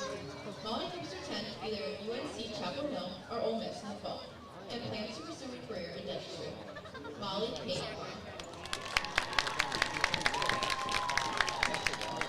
John Thomas Trevino, represented by the Community College of John Thomas Trevino. JT is the son of Mr. and Mrs. Johnny Trevino. He is escorted tonight by his mother. John Thomas has attended Menard since the 7th grade and has played soccer for years. He was chosen as second team all-district for both his sophomore and junior years. He is currently on the HSM golf team and bowling team. JT plans to attend the University of Louisiana and not yet and pursue a degree in business and finance. John Thomas Trevino. Riley Elizabeth Parker. Representing class of 2025 is Riley Parker. Riley is the daughter of Mr. and Mrs. Sean Parker. She was escorted tonight by her father. Riley has attended Menard since 7th grade. She's been a member of the HSM cheer team for 6 years, currently serving as a co-captain. During her years in the cheer team, she was awarded Rookie of the Year in 9th grade, earned All-American, and invited to try out for the NCAA staff. She's been a member of student council since 7th grade, currently serving as vice president of the senior class. She is proud to serve the school as a member of Menard Apostles for Christ, National Honor Society, and as a student ambassador since 8th grade. Riley plans to attend the University of Louisiana at Lafayette and major in kinesiology, pursuing a career in either physical therapy or chiropractics. Riley Elizabeth Parker.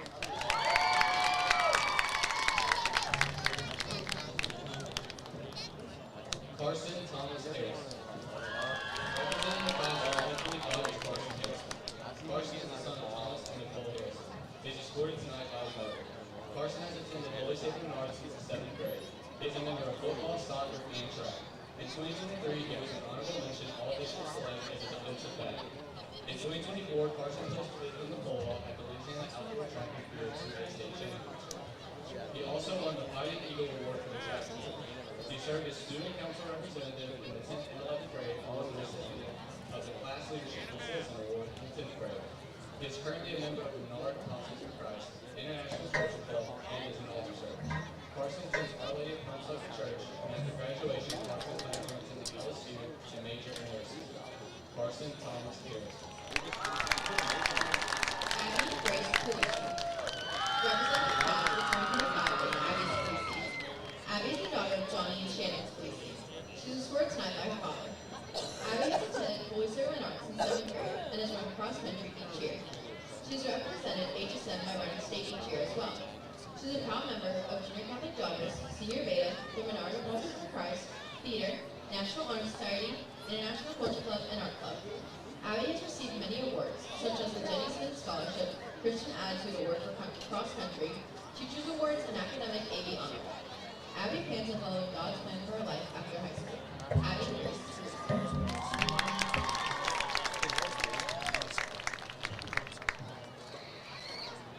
Robert Austin Henry. Representing the class of 2025 is Austin Henry. Austin is the son of Mike and Leah Henry. He is escorted tonight by his mother. Austin is a 4-year member of the baseball team who is proud of serving his school from the Menard Apostles for Christ.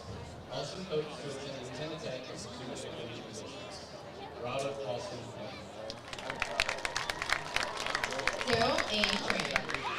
Representing the class of 2025 is Daryl Tran. Daryl is the daughter of Claire and Dan Tran. She was escorted tonight by her brother, Dylan Tran, and her mother.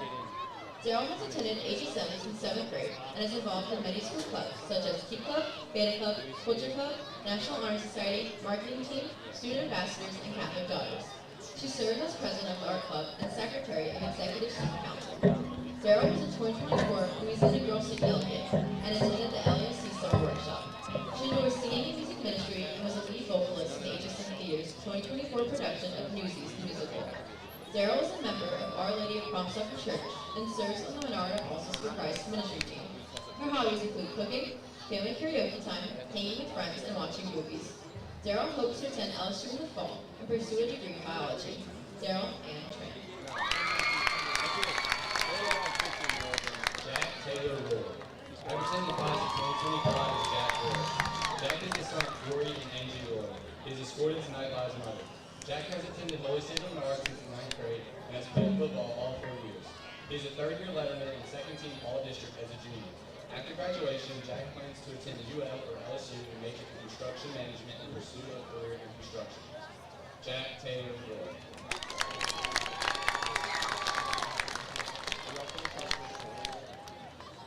We will now have the crowning of our 2024-2025 Court Royalty. Our Baron and Baroness are Austin Henry and Briley Parker. Our Count and Countess are Preston Bratton and Maggie Bell.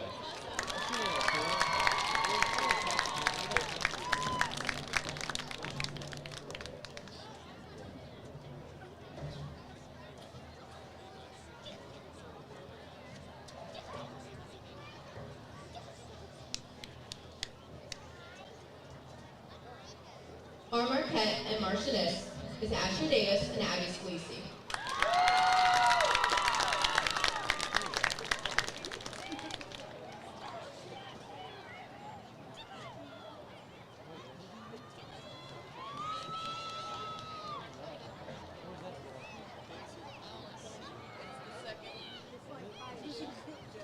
Is the second highest?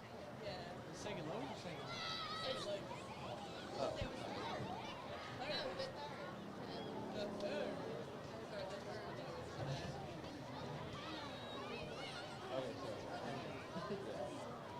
Our Duke and Duchess is JT Giordano and Cameron Harrison.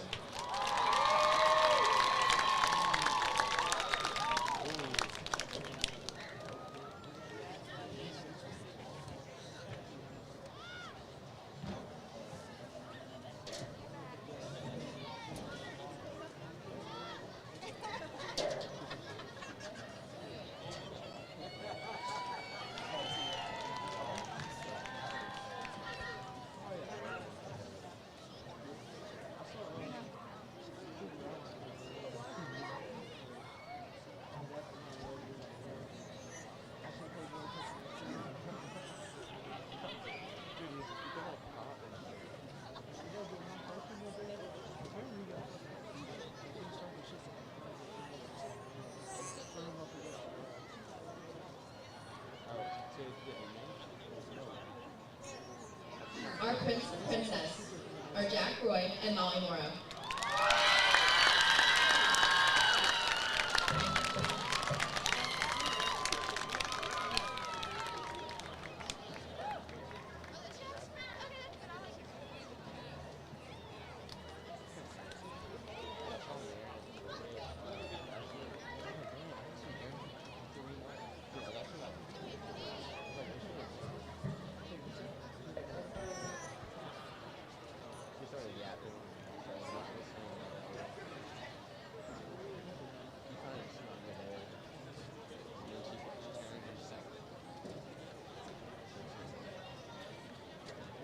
Our King and Queen are Carson Harrison and Daryl Tran.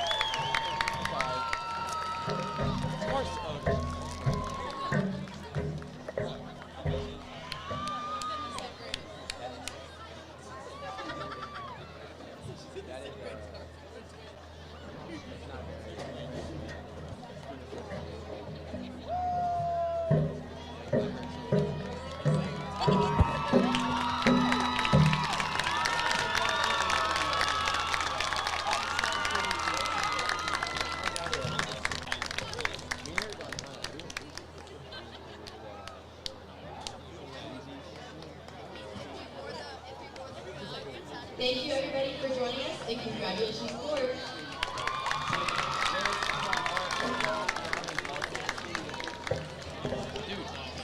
Winter? Break? Addie drops a 10. Everybody's calling. All the pike is invited.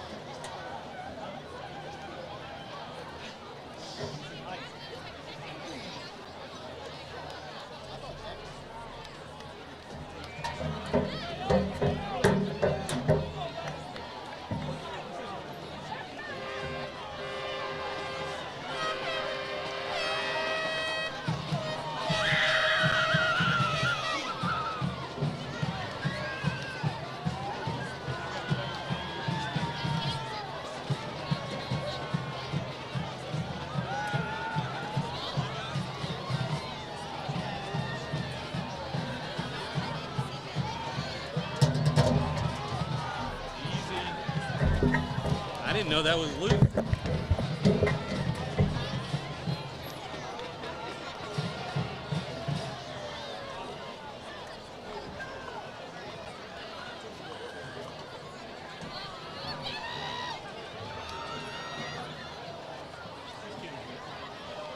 Whose kid is this? Whose kid is this? You didn't give me a hug or nothing. I mean, girl, you got so big. You got so big.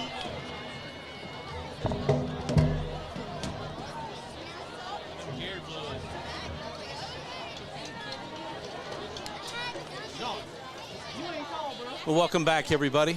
22 seconds before we kick off. Avoyelles will get the ball. If you remember, they won the toss and elected to defer. We're tied at 0 at the half. Just finished the announcements of the homecoming court and the winners. Everybody's a winner when they're on the court. But the king and queen, number 14, Carson Harrison, the senior, who was our senior profile, actually, at the coaches show this past Wednesday night. I got that. Finish. is the king, and the queen is Daryl Tran. Congratulations. Daryl, extremely involved in the theater program here at Menard with her brothers. Actually went and saw Newsies last year. Very good. There's an onside kick, tight, the ball's free. And take it, oh man, I wish you could have seen that. I was watching the ball. Camera was a little high on that shot. Sorry about that, but Carson, take it off. Take it off. They don't watch it, but they're on. So Avoyelles will take over at their own 26 for the first drive of the second half. A couple of updates. St. Mary's 14, Montgomery nothing at the half. 48-14 Ash over Pineville. I got a 21-14 second quarter last time. What is it? Was that Washman? West Washita. With Tioga in the lead, I believe. They give the number 2, trying to go the outside. The defense, nice job. Got some penetration. Yeah, they're perfect. Tell you what a really good kickoff there, that squib kick, and kind of caught the Avoyelles up back a little bit by surprise. And, you know, Menard got really good field position here off this kickoff with Avoyelles having taken over, 26, 27-yard line. Yeah, set them back. Get the Flexi scoreboard back up. Got a beautiful moon up tonight, almost full. Nice job by the defense, stopping them. 2-yard gain, maybe, up to the 30. It'll be 3rd down and 7. Good pursuit by the inside linebackers right there to really close that and hit that hole, close that middle up quick. Tell you what a shout out to John and Jimmy Lyons and Waylon LaRue, huh? Man. Al Matthews and the group at the hamburgers. Yeah, we were treated to a little feast up here tonight, and grateful for that. Hamburgers are second to none, man. I love the hamburgers here at Menard. So that's worth coming out to the football game and just buying a hamburger. There's the outside. This is the big run we were talking about. Hayward got to bring him down. He finally does on the far side of the field at about the 36-yard line of the Eagles. Had him pinned back, but he got to the outside. That was number 2, wasn't it? Yeah, Kevin Jones. A little pitch back there in the backfield, and got our edge there on the right side of the defense to close down, and just didn't keep the edge, didn't keep outside contained. And man, again, that athletic team of Avoyelles, they get the outside like that, and it's trouble. And that's exactly what happened right there. Yeah, that's a shame, because the Eagles were primed right there to get the ball back for a turnover on downs. Here's that wing T formation, and in move they give it to the up man, and not the motion, the man in motion, trying that left side of the defensive line. They seem to be wanting to attack that side of the ball here in the start of third quarter. Well, that offense will lull you into, what they're doing, just grinding, and all of a sudden they do something like they did on that little play and kind of pitch it back to a running back and try to hit that outside edge and catch your defense a little bit flat-footed. Under 10 minutes to go here in the third quarter. And they give it, no, they keep it, fake the pitch. Oh, that was stuffed. Nicely played by the Eagles. That's really good defense there, because there are like 3 people you're having to pay attention to. And they just took the quarterback and took him down. Good job. I've been good right there fighting off the block and able to grab that quarterback and hold him up for Jacob and them to come in and wrap him up. Well, right there at the end of the second quarter, this is exactly where the Avoyelles Mustangs were when they fumbled the football, and the Eagles stopped the drive to keep it a tie ball game and be able to take it to halftime. This is a 3rd and 4, almost 5. And they're going to give it up the middle, and the Eagles, boy, that blew through the blocker. Has that been good again? I think that was no, that's Asher. That's Branson Buller. Oh, Buller, number 31. Yeah. He just fought through the blocker and took him down for a no gain. 4th and 5 with 8:58 to go.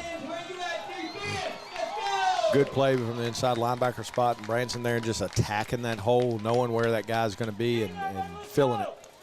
I got to say, that was the best guacamole I've ever eaten. You know, whoever made that, thank you.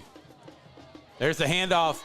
Got him stopped for a gain of only about 2, and he's short of the first down. The Eagles defense rises to the occasion. 8:36 to play here in the third quarter, and that's a turnover on downs by Avoyelles. 1 yard short, down to the 28. Well, you go back to that play Ben Good make, Branson Buller make right there on that series to stuff that. And again, that Avoyelles offense, they really need those 3 or 4 yards every play. If they don't, it can throw them off. And we see it right there. They come up 1 yard short, and the Eagles are able to take over. 46 yards on the gain. Oh, sorry about that, fella. Guys, camera did not tighten up on me. Under center, looking to roll. He's rolling the opposite way. He's going to keep it, try to get to the outside. But, boy, you're just running in the wrong direction right there, Jake. Man, oh, man, oh, man.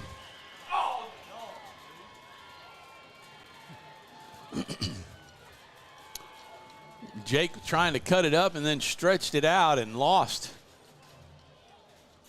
Yep. Lost a good 5 yards or so. More than that. Second down and long now. Probably, I'd call it about second down and 17. Second and 17 now. Going to be under 8 minutes. Jake in the shotgun. They hand it off up the middle. Got a nice hole. Nice cut. That T-Sam? Yeah, it looked like it. Para. I think that was Sam. Yeah, that was Sam Bricata. That was a nice little slide to the right and then continuing to run. Big gain right there to 3rd and 5. Tell you what, brings it back to a manageable 3rd down for the Menard. Definitely. Going to run a bunch set over there. Cutter Knowles, Sam Bricata, Austin Para. One receiver to the near side.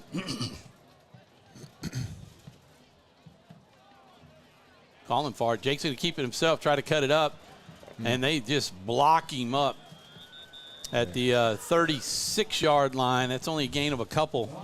Going to be a 4th and 1.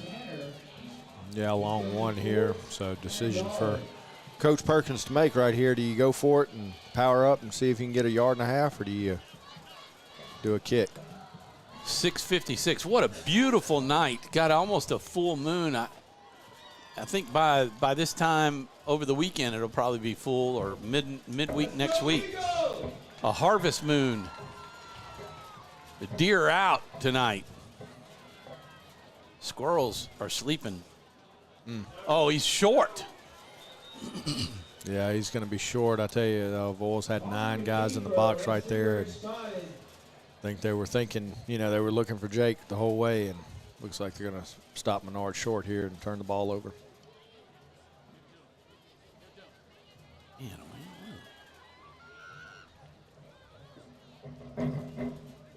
Like the officials are going to go ahead and bring the sticks out and maybe get a measurement. We'll see what happens. It's going to be close. We'll see where they got it.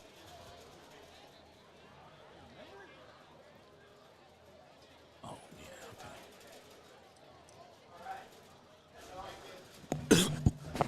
yeah. Tell you what, if he's short, he's going to be short by about 3 inches maybe. Yeah, let's hope. It's not going to be much. Hope for the defense's sake. I don't think he got it. Got it by a nose.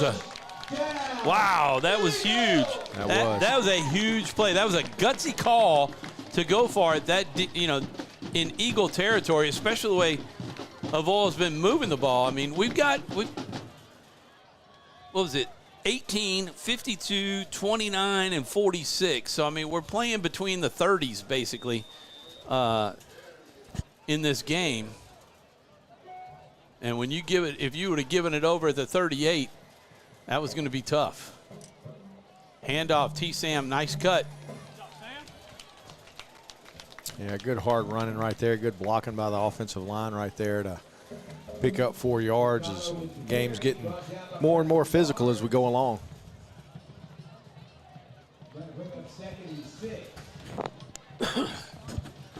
Game is rolling under 6 minutes here in the third quarter. We're still scoreless at 0. Nice cut. Avoided the tackle in the backfield and then cut it up.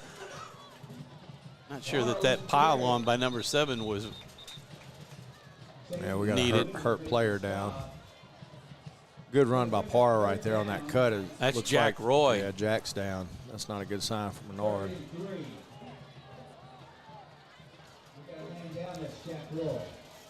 Cutter Knowles not happy. That's your center, senior center, who was part of the homecoming court tonight. Is that maybe just a cramp? Looks like he's working on his right knee. Yeah, he's in a lot of pain. I tell you what, we'll take a quick commercial break. We'll be back with more right after these messages. At Wallace Eye Associates, right now is the best time to have your cataracts removed. A new year means a new deductible. So if you're just not seeing as well as you used to, schedule your cataract evaluation today. It's fully covered by all medical insurances, including Medicare. You never need a referral at Wallace Eye Associates, and our method of next-generation cataract care is the most affordable in the state. There's only one team, one focus, your vision. Wallace Eye Associates. Our mobile banking app is changing the way we bank. Things are getting easier, transactions are getting safer, and you have access 24/7. All the functionality of banking you're used to, made easier to use, anywhere, anytime, and more secure than ever. Simple, seamless, safe.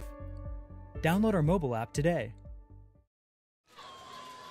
Back live with 5:43 to play in the third quarter. The Eagles and Mustangs tied up at 0, and it has been a defensive ball game. When the defenses have needed to rise up, they have. As, boy, the Mustangs, there's like all 11 of them in on that tackle. I mean, they're just waiting to see which direction they're going to run, and they just flood that area. Looks like we're going to punt the ball here, from our own 45 with 4th and about 2 to go. Hey, look, we got a new punter, looks like, back there. Is that number 31, Branson Buller? Yeah, it doesn't look like Jake for sure. As an end-over-end kick, it's going to roll down inside the 20, or to the 20 almost, 21. Yeah, right at the 20-yard line where Avoyelles will take over. Where did we end that drive, John? Looks like around 40, 44. Yeah. Menard 44, 2. Actually, very effective kick by Branson right there. I mean, it was end over end, kind of wicked looking. It's one of those ones you better be where it's going to land if you're going to field it, because you don't know what it's going to do when it hits the ground. And effective kick, and put Avoyelles at the 20-yard line, and say, hey, if you're going to score on us, you're going to have to go length of the field.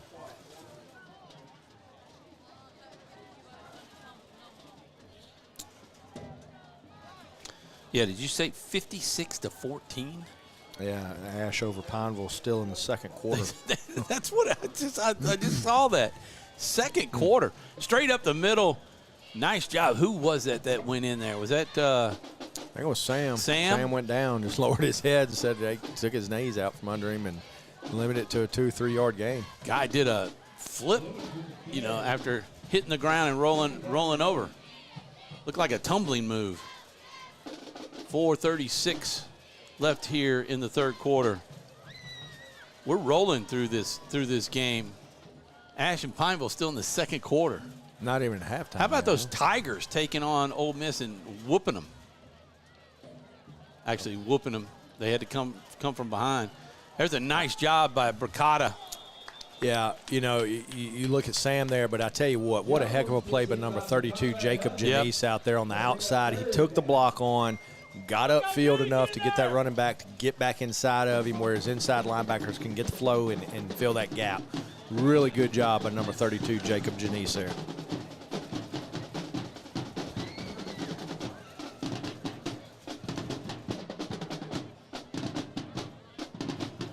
called having faith in you guys behind you.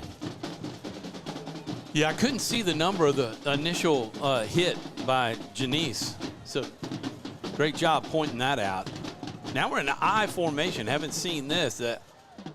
Williams gets the call, and the defense bottles him up with about a yard gain. He's going to set up 4th and about 3.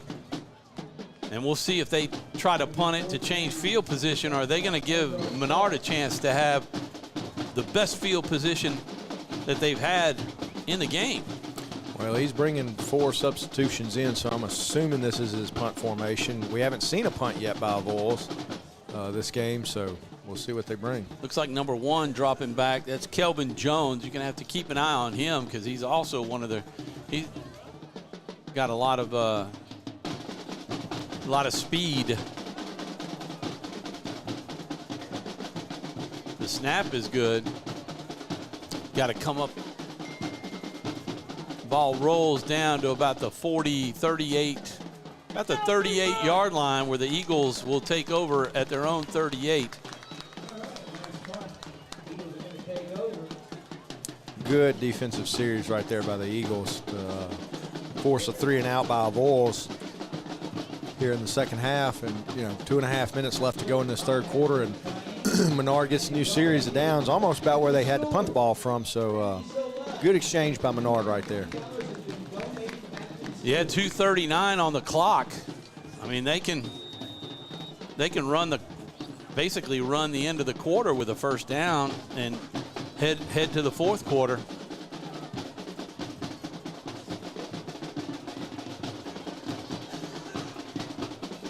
Defense has played well all year long. There's the pitch, got the outside. T. Sam coming near side at the 50-45, knocked out of bounds at the 39. They'll mark him at the 40 of Avoyelles. A great run, a pitch to get to the edge, and he showed his speed. Yeah, was some great blocking out there on the power side, and able to get the edge and get T. Sam out there on the outside and let him run. Probably the best offensive play we've had all night. Yeah, we've had 2 nice runs on the night. Birch, Para, and Knowles coming near side to flood that on the ground. Jake's going to cover it, and again we just shoot ourselves in the foot after a big play. Yeah, and he's got to be careful when you're getting that shift over there like that. You got to let that. Birch let him get set. He almost wasn't set there on the edge when he bringing the overload to the left side, and had time on the clock. Still had 5 or 6 seconds left on the play clock. Jake under center now. T. Sam behind him. That ball's on the ground again. You can't say enough about the injury to Jack Roy, and people need to realize that there's a new center in there, and that combination of being able to get that snap. I mean, there was, cohesion between Jack Roy and Jake Vaughn.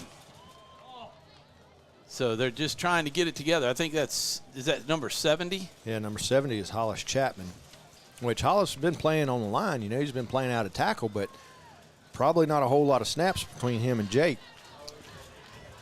Yeah, and they certainly are going under center, too. He's going to roll out into the pressure. There's the pass. Para going to try to break free.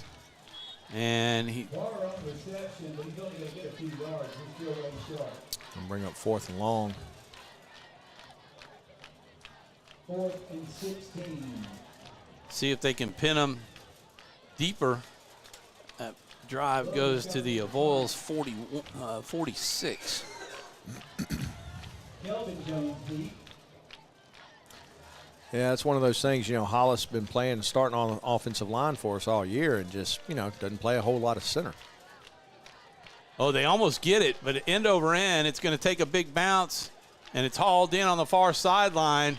Almost broke a tackle, and he had some green in front of him, but the other 3 Eagles were there to take him down at the 21-yard line. So once again, nice job by the punt team to keep him pinned back.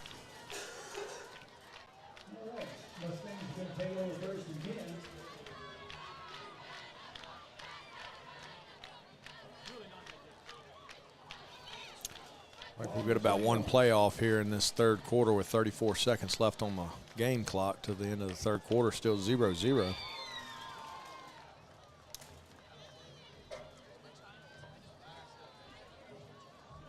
Yeah, Jake's dad's down there with him. I mean, Jack Roy's dad down there. I don't think we'll see him back tonight. Under center, looking to throw, going to run it up the middle. And missed tackles coming near side to the 30. Boy, hit hard at the 40-yard line by, is that Buller, 31? Yeah, Branson and Wyatt there, Wyatt Hayward. That's going to 23 seconds. Yeah, they may have marked him out of bounds. They stopped the clock on the first down, and if he's out of bounds, they'll stop the clock. We'll see if he winds it here, but he hadn't wound it, so he must have went out of bounds.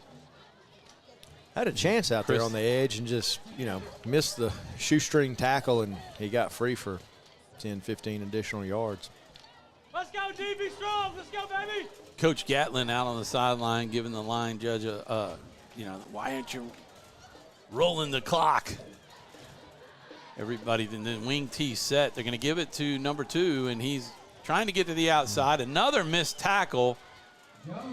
And picks up about 7. Yeah, that was number 14, Carson Harrison, coming in there and lowering his head, making a dive at his feet, but the running back slipping by him, pick up an additional 3 or 4 yards. Yeah, we'll call it second 5 or so, and we're going to go all the way to the end of the quarter here. And we are tied at 0. They don't have too far to go to flip the field to get to the fourth quarter. But we'll take a commercial break, and we'll be back to the fourth with more live Eagle football on 446 Sports. We are tied at 0. Fourth quarter coming up in a minute.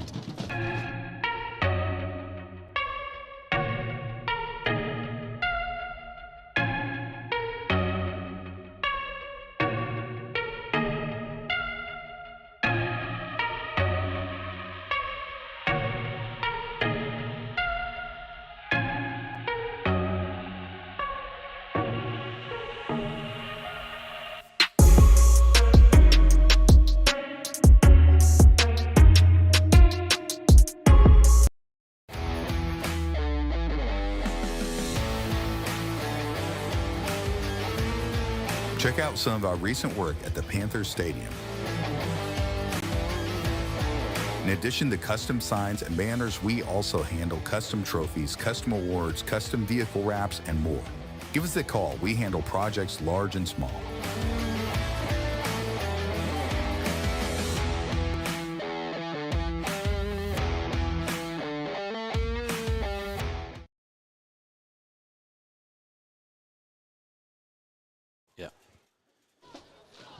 And here we go. 12 minutes to play in regulation time here at Holy Savior Menard's The Nest on homecoming night. It's 0-0. Handoff up the middle, breaking some tackles. Boy, shoestring tackle there. That was Hayward. Number 16 pulls him down, saves a touchdown there from keeping Zayden Williams from going the distance. Yeah, again, that misdirection from Avoyelles, and we had number 22, Jack Simpson, getting up a little slow on that play. Missing the big guy, Jack Roy, on defense as well. Is Williams again following his blocker, and again, Hayward taking him on. A little help from Carson Harrison. That's a pickup of about 8. It'll be second down and 2.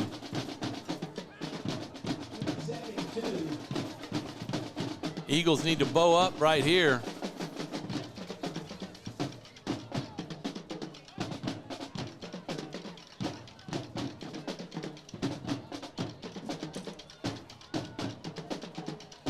Avoyelles taking their time. 10 seconds on the play clock. It'll be under 11 minutes. There's the pitch. Ball's in the air. Could be on the ground. Eagles trying to find it. That was dangerous for the Mustangs, but great for the Eagles to back them up about 3 to 4 yards and set up 3rd and 7 from the 40 of the Eagles.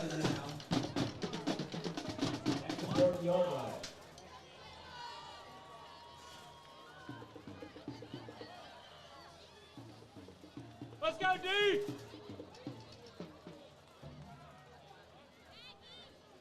We put that Nat sound mic out there, and we limited some of the cheering going on. There's a handoff up the middle. Boy, nice job by number 75. That's how people get hurt. That's Scalisi. Scalisi to break through and hit him with Ben Good, and then finally brought down for maybe a yard gain at the 39 of the Eagles. 4th down and 6. Under 10 minutes. 2 really good defensive stops right there by Menard. You know, obviously we got the bobbled snap and able to drop them for 4 or so yard loss and then stuff them right there on 3rd down to bring up 4th and 6 and get that Avoyelles offense in something that they're not necessarily accustomed to. Well, the defensive linemen there able to get penetration through that line, and instead of being pushed back, a little confusion, and the quarterback is sacked as they come through.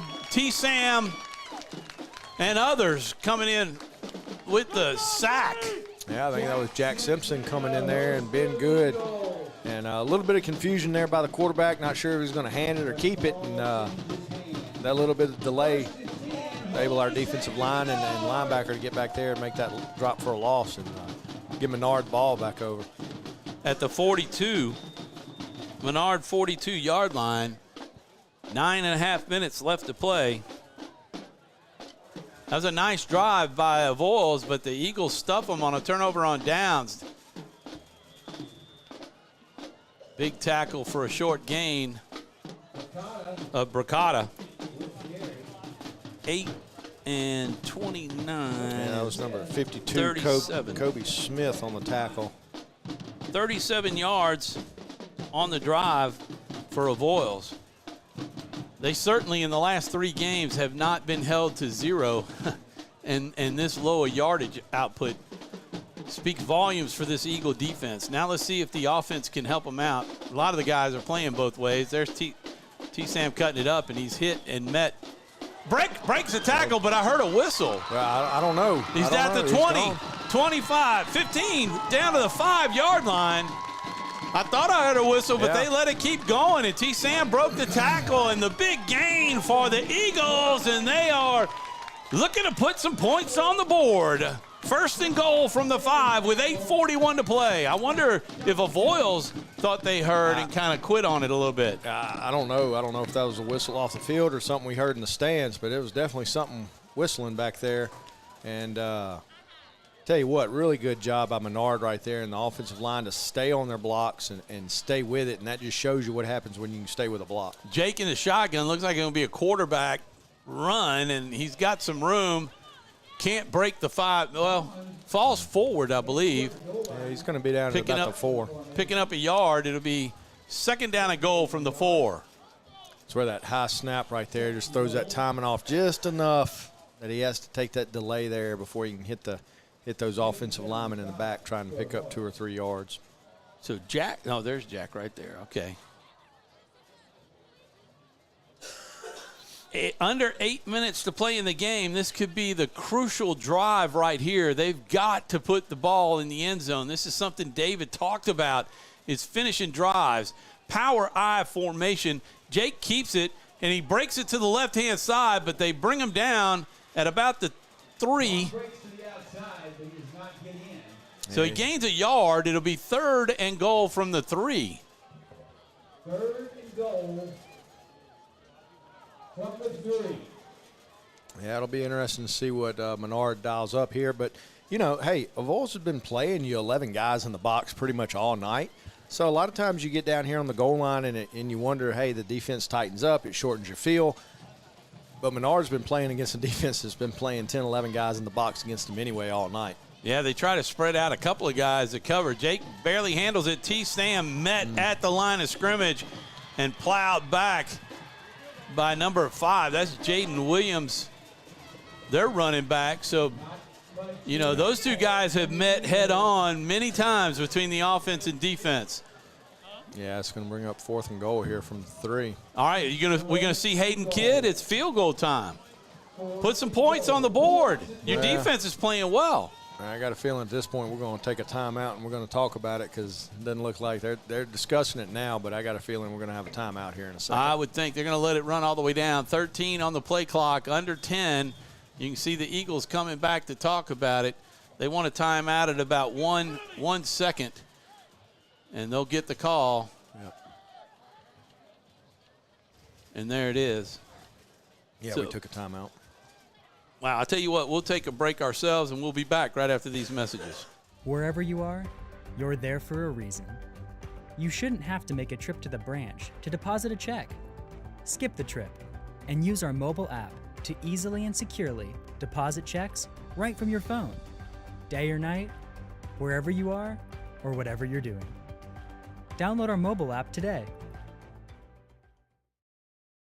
At Wallace Eye Associates, right now is the best time to have your cataracts removed. A new year means a new deductible, so if you're just not seeing as well as you used to, schedule your cataract evaluation today.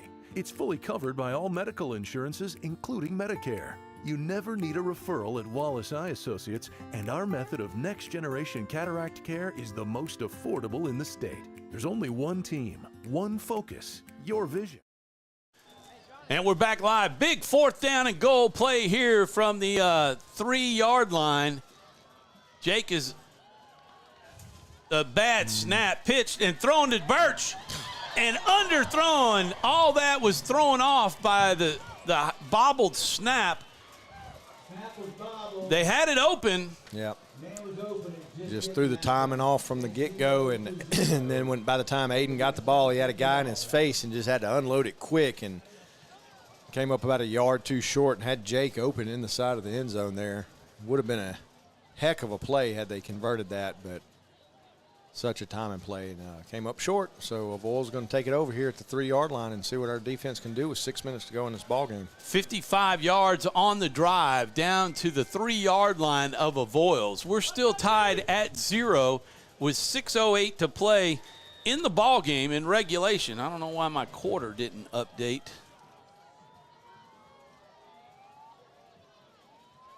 Refresh it, see if we can get it updated there. Quarter number 4. See if we can get a safety like we did in the Abbeville game, but no.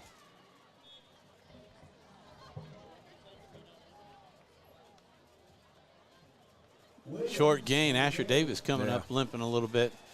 Out to the 10. 2nd and 3.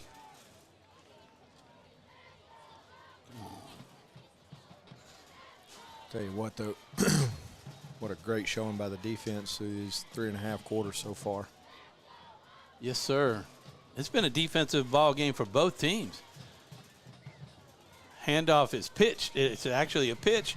Nice job to keep. That's Carson Harrison holding the edge. Yeah, if I'm not mistaken. Yep. Him and Jacob Janice, number 32, out there, and able to stretch that out and keep it to no gain. Down at the 10, another 3rd and about 4, maybe 3rd and 3, maybe 3rd and 4. Yeah, this is one, you can hold them here and keep them from that first down. It really puts a decision on the Avoyelles coach. Do you want to go for 4th and 1 or so, 4th and 2 here from your own 10? And even a punt, you got to keep the field position. There's stacked up and going to be dropped for no gain. It's going to set up another 4th and 3. I don't see him going for this one and giving the ball to the Eagles. Yeah, that would be a pretty gutsy call. Go for a 4th and 3 down here from your own 10. So I got a feeling you're going to see a punt from Avoyelles right here. Under 4:30 to play in the game, and the Eagles will have another opportunity. Got it out to the 10, only 7 yards. Make sure they don't fake it and get it off. But I tell you what, if you tee Sam, you got to go catch it and not let it hit the ground and roll around.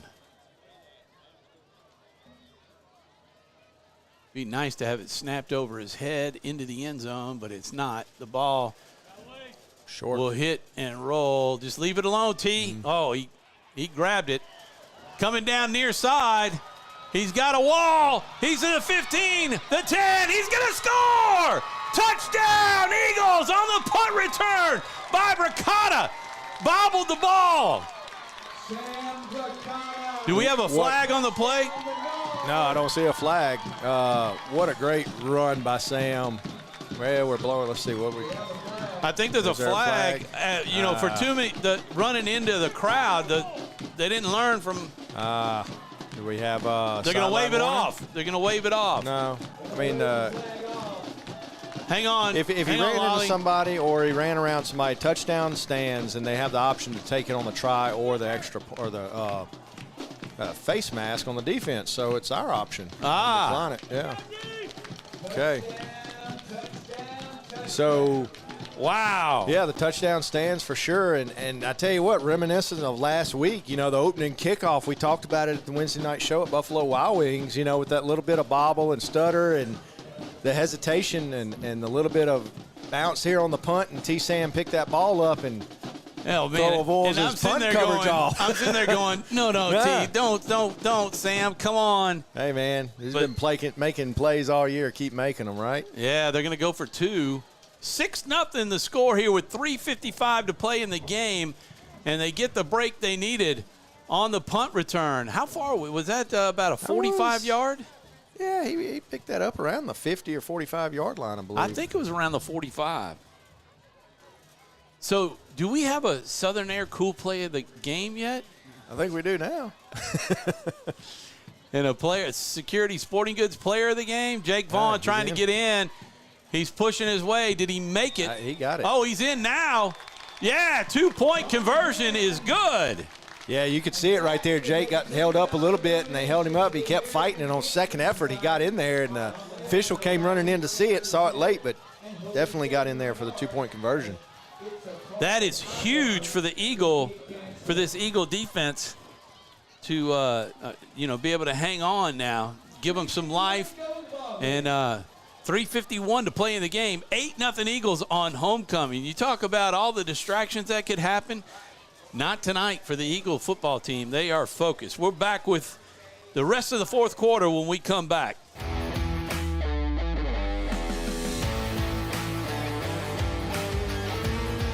Check out some of our recent work at the Panthers Stadium.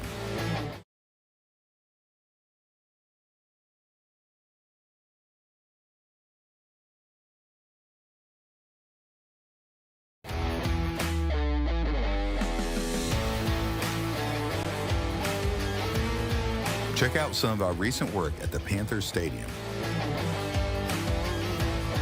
In addition to custom signs and banners, we also handle custom trophies, custom awards, custom vehicle wraps, and more. Give us a call. We handle projects large and small.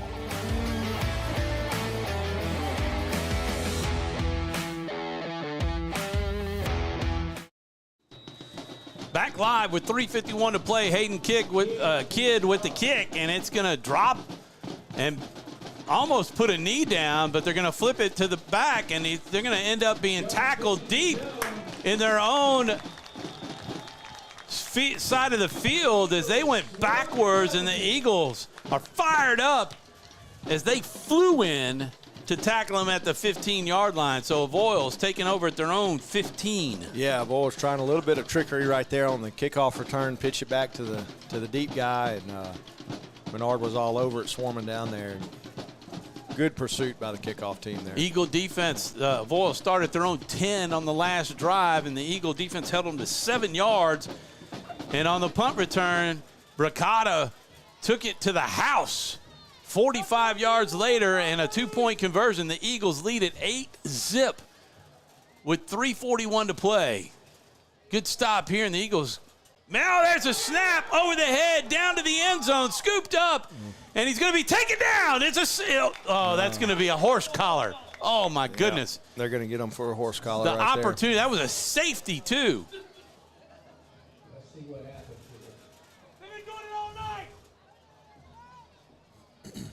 Slung him down.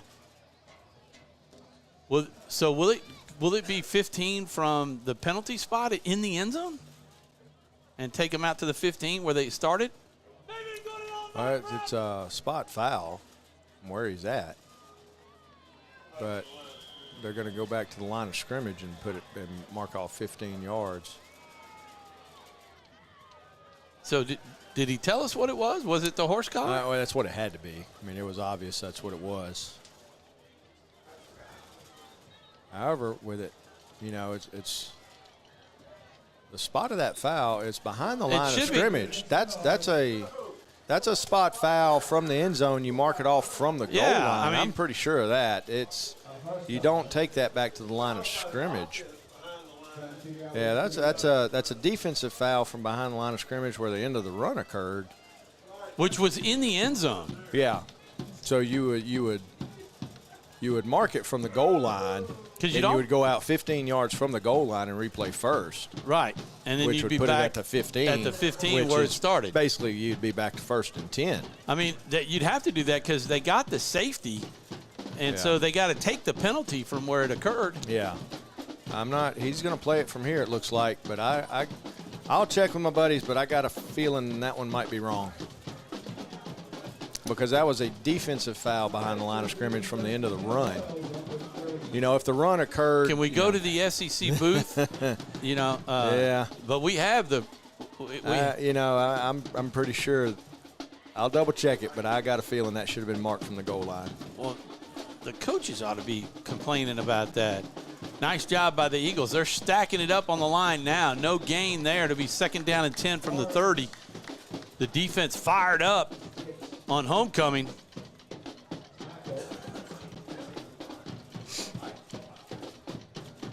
So they can't, from up here, they can't radio down and say, hey, check it out. Yeah, I mean, that should have been from the end of the run. You take that, and that's a defensive foul, but it's a spot foul from the end. Ball's of the run. on the ground, scooped up. Oh, got to get him behind the line. Nice job by the defense. There's another flag. Probably going to be a hold. I'm not sure what we got. We got something. It very well could be a hold on the lineman trying to break through right there. They were dropped for about a 3-yard loss. It should be 3rd down and 13 if it's on the offense. Yeah, looks like, I don't know what he's doing here. He's marking it from the line of scrimmage, so he's going against the defense. What do they call What's he doing? Face mask? Personal foul, face mask. Another 15-yarder. Good night. Yeah, it's not one you commonly see. I don't know where it was. I mean, obviously you have to go back and look for it, but two 15-yard penalties from the 15-yard line, but really should have been the first one probably from the end zone. 2:49 and counting. Eagle defense has been playing strong all game, and even in this drive, there's pitch to the outside. Ben Good stretches it. Oh, missed tackle by Janice. Coming inside on the near sideline, Bracata. Good. And Hunter Branch on the tackle. 2:32 out of bounds. Clock is stopped.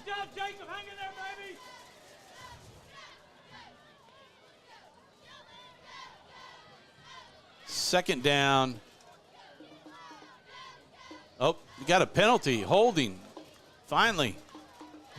It's been a really clean game. I mean, up to this point. Yeah, really has, and now the flags are flying.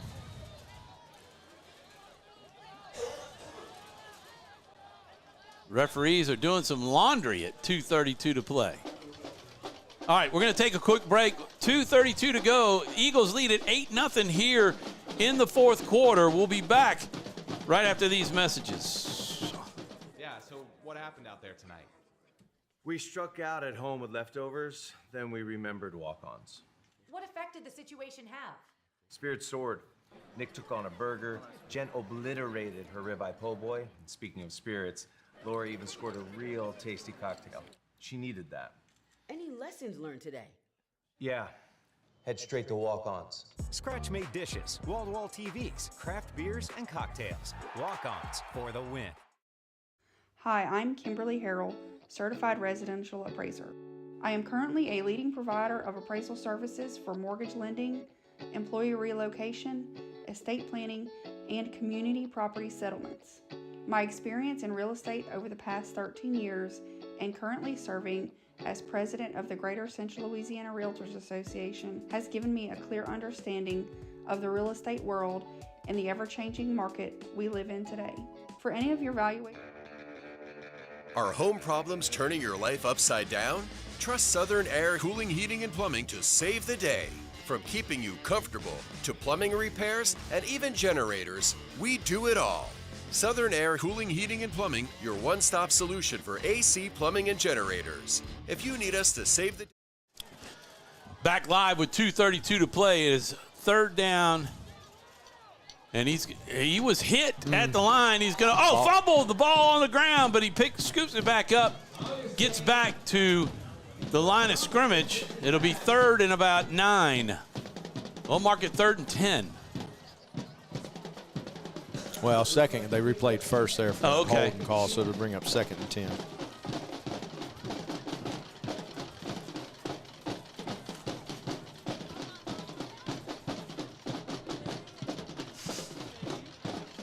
From the 45-yard line here.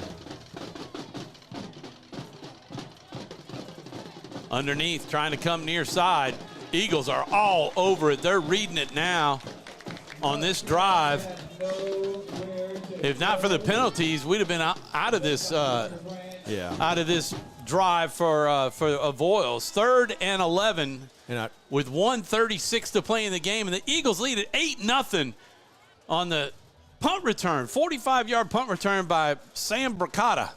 Really good play right there. Hunter Branch, number 26 there. They kind of came on a little bit of a misdirection around the right side of the defense and hold his ground and clog up where that guy was trying to go. You know, Avoyelles has all their timeouts. I'm surprised they're taking so much time here, but they stretch out. Now they're going to call a timeout. And the coach not happy as he threw the clipboard down. That's a Menard timeout. Menard's taking that timeout. You know, they took so much. They took like 25 seconds off the clock just trying to run, walking up. I remember last year we were talking about that. When Boone was there, they would stroll up even if they were behind. His game plan was eat as much clock as he can and prevent the other team from having the ball. And, in the 3-4 yard cloud of dust, offensive mentality, which we've seen a little bit of change in that in the last year or two, with Avoyelles hurrying up to the line, but they are taking their time. And clock is now not their friend. And you're down. Yeah. Down by 8. You got to score the touchdown and the 2-point conversion. Well, and you got to go. You got to go 56 yards. Yeah. Well, that definitely in 4-down territory. I mean, you got 3rd and 11 right here, but you got 2 downs to get it and see what you do. They do still have all 3 of their timeouts left, I believe. We have any updates while we're waiting for them to come out? Let's see. Last I got was a halftime score, 56 Ash 14 over Pineville. Did you update them on ours? No, I haven't. I will though. 1:09 to play in the game. 8-zip Eagles lead it on their homecoming night. They are so close to having fun not only tonight at the game, but tomorrow at the dance. With a victory and going 1-1 in district. Let's see. There's a pass out to the flats. Ball's on the ground, taken down. That was kind of behind the line, wasn't it? It was close. I wasn't looking close. They ruled it immediately incomplete, so they're going to say incomplete pass. Now, I will say the one in the first half that they threw out here to this side, it was definitely backwards. 4th and 11. This is the game right here. If the Eagle defense can rise up and grab a hold of that running back with their talons and bring them down, 59 seconds left in the game, 8-zip. Avoyelles has all their timeouts, but the Eagles could run the clock out if they can stop them here. Trip receivers going out to the far side of the field. See if they got some coverage over there. Boy, they're giving them a lot of room. Ball is high. Going to be taken down. Shy of the first down marker, and it's going to be a turnover on downs at the Eagle 47-yard line. With 50 seconds left, the Eagle offense will come on and try to run this game out. Eagles want to take over 1st and 10. 47. Most of that yardage was on penalties. Yeah, well, 30 yards of it was, right? Yeah. So, you had 30 yards, which... It's a 38-yard drive. and 30 yards were on penalties. Yeah. But the Eagles' 5th drive of the night will be from their own 48, and all they got to do is hang on to the ball. Was that a timeout? Yeah, somebody got a timeout. I'm not sure. Assuming it had to be Menard. Avoyelles wouldn't burn one right here. Well, the clock stopped. Avoyelles down to 2, so they must have taken that. I don't know. That must have been them. I don't know. So I guess. Oh, no. Never mind. Avoyelles took one earlier in the game, but the Eagles' last timeout was just taken. Yeah. So Avoyelles only has 2 timeouts. So that just means we can run the clock out just taking a knee. You got to snap it. Yeah, take a knee. Just don't fumble it. Don't turn the ball over. But easier said than done. Well, and you got to back up center. Jack Roy is not in the game at center. They moved Hunter Vaughn to center, right? No, Hollis Chapman. Hollis Chapman? Yeah. But they've had some difficulty with this, with taking the snap under center between Jake and Chapman. As you see, they put Cutter Knowles deep as kind of a safety guy in there, and just victory formation, and going to take a knee right here when they do take the snap. If they can hold on to the ball here, the Eagles will end a 3-game winning streak by the Avoyelles Mustangs. Boy, luckily that's not a penalty.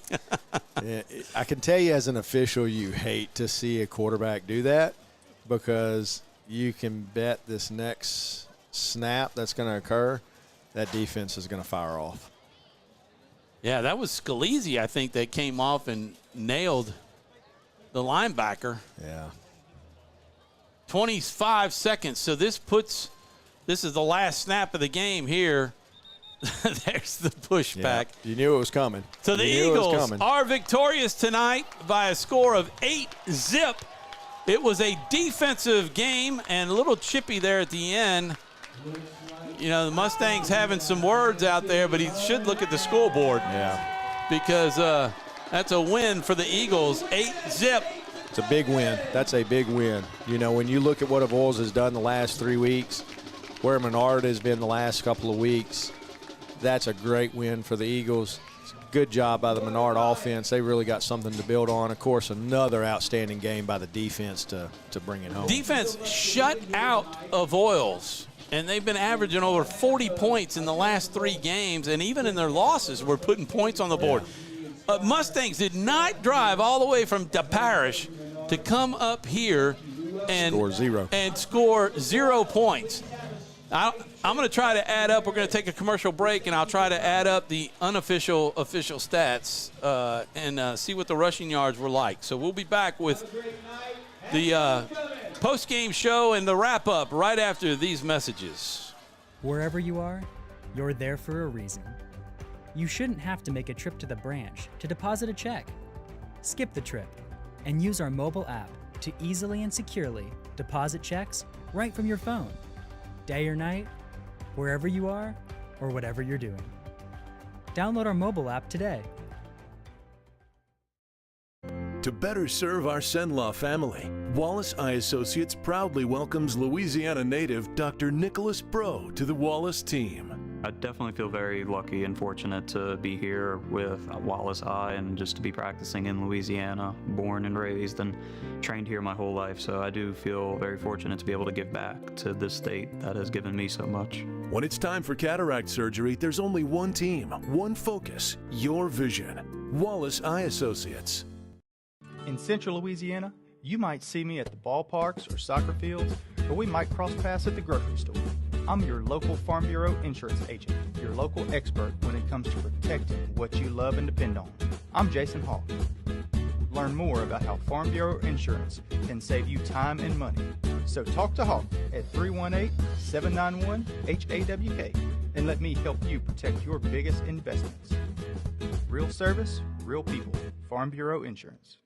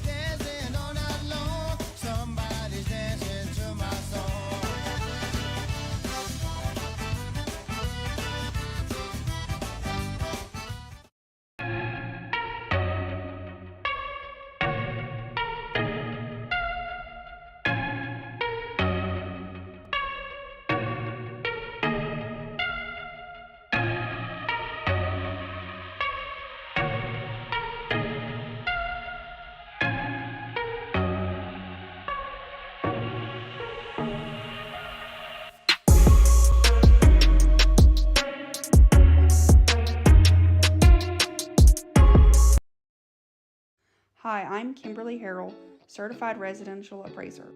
I am currently a leading provider of appraisal services for mortgage lending, employee relocation, estate planning, and community property settlements. My experience in real estate over the past 13 years and currently serving as president of the Greater Central Louisiana Realtors Association has given me a clear understanding of the real estate world and the ever-changing market we live in today.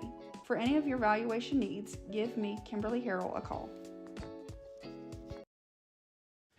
And we are back live as you're looking at the Eagles and their fans and family and everybody down there. Christian Perkins, I don't know if they said he was here or just listening over in Virginia or maybe on a ship.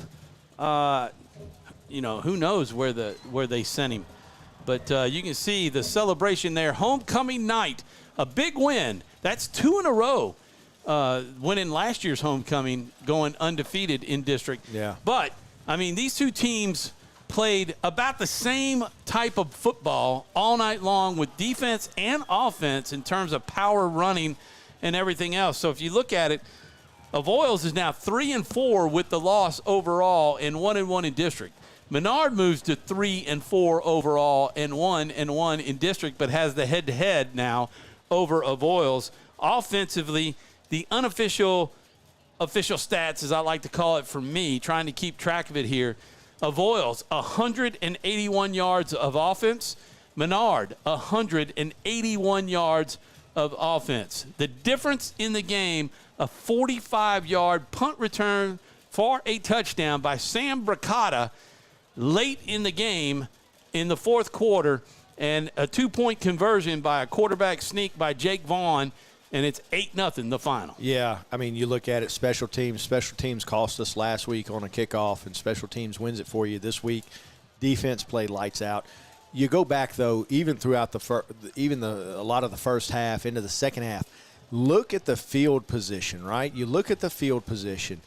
In the field position, Menard was able to establish a few offensive drives in the first half, get the ball deep in Avoyelles territory. We did give up a couple of big plays here and there on defense, but Menard was able to recapitalize the field position, and when we punted the ball, we were able to get Avoyelles back there deep in their own territory. So when they did make that 30, 40-yard run, we had enough field to go. As the old saying, bend but don't break. Right. And the field position game, Menard played it all night, played it well.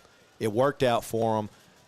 Excellent job on the field, obviously by the players, but also, too, by the coaches in that. And you look at that aspect of the ball game, and a lot of people will overlook that.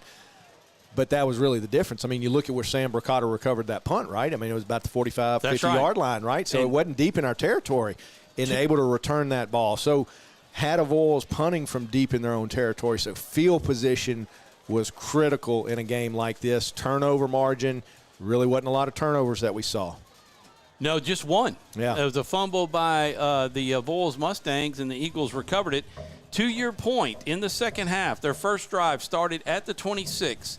Second drive at their own 20, the third drive at their own 21, the fourth drive at their 3. You're talking about Avoyelles. Avoyelles, right. Yes. Yeah. And at the 3-yard line, they only gave 7 yards and were punting from the deep in their end zone, around their end zone, as you said. And that's when Bracata was able to break a tackle and get to the sideline, and he had a little wall, just enough to let him get by, and he scored on the 45-yard punt return for the touchdown. And then their final drive started at their own 15, and 2 15-yard penalties pushed it out to the 45, and they ended up at the Eagles' 47-yard line with a turnover on downs because they went backwards and then couldn't get it. So that's the point you were making. So and Menard's defense did an excellent job of getting a stop for a loss, getting the Avoyelles out of their game plan. Their game plan is 4 yards, a cloud of dust, and they're perfectly happy. You got to get them for a loss on one of those plays to disrupt that series. Menard's defense was able to do it and then capitalize on it, not give up a big play afterwards and finish off the series just like we did at the last series. And defense did a great job, got them behind the sticks, got Avoyelles out of their game plan.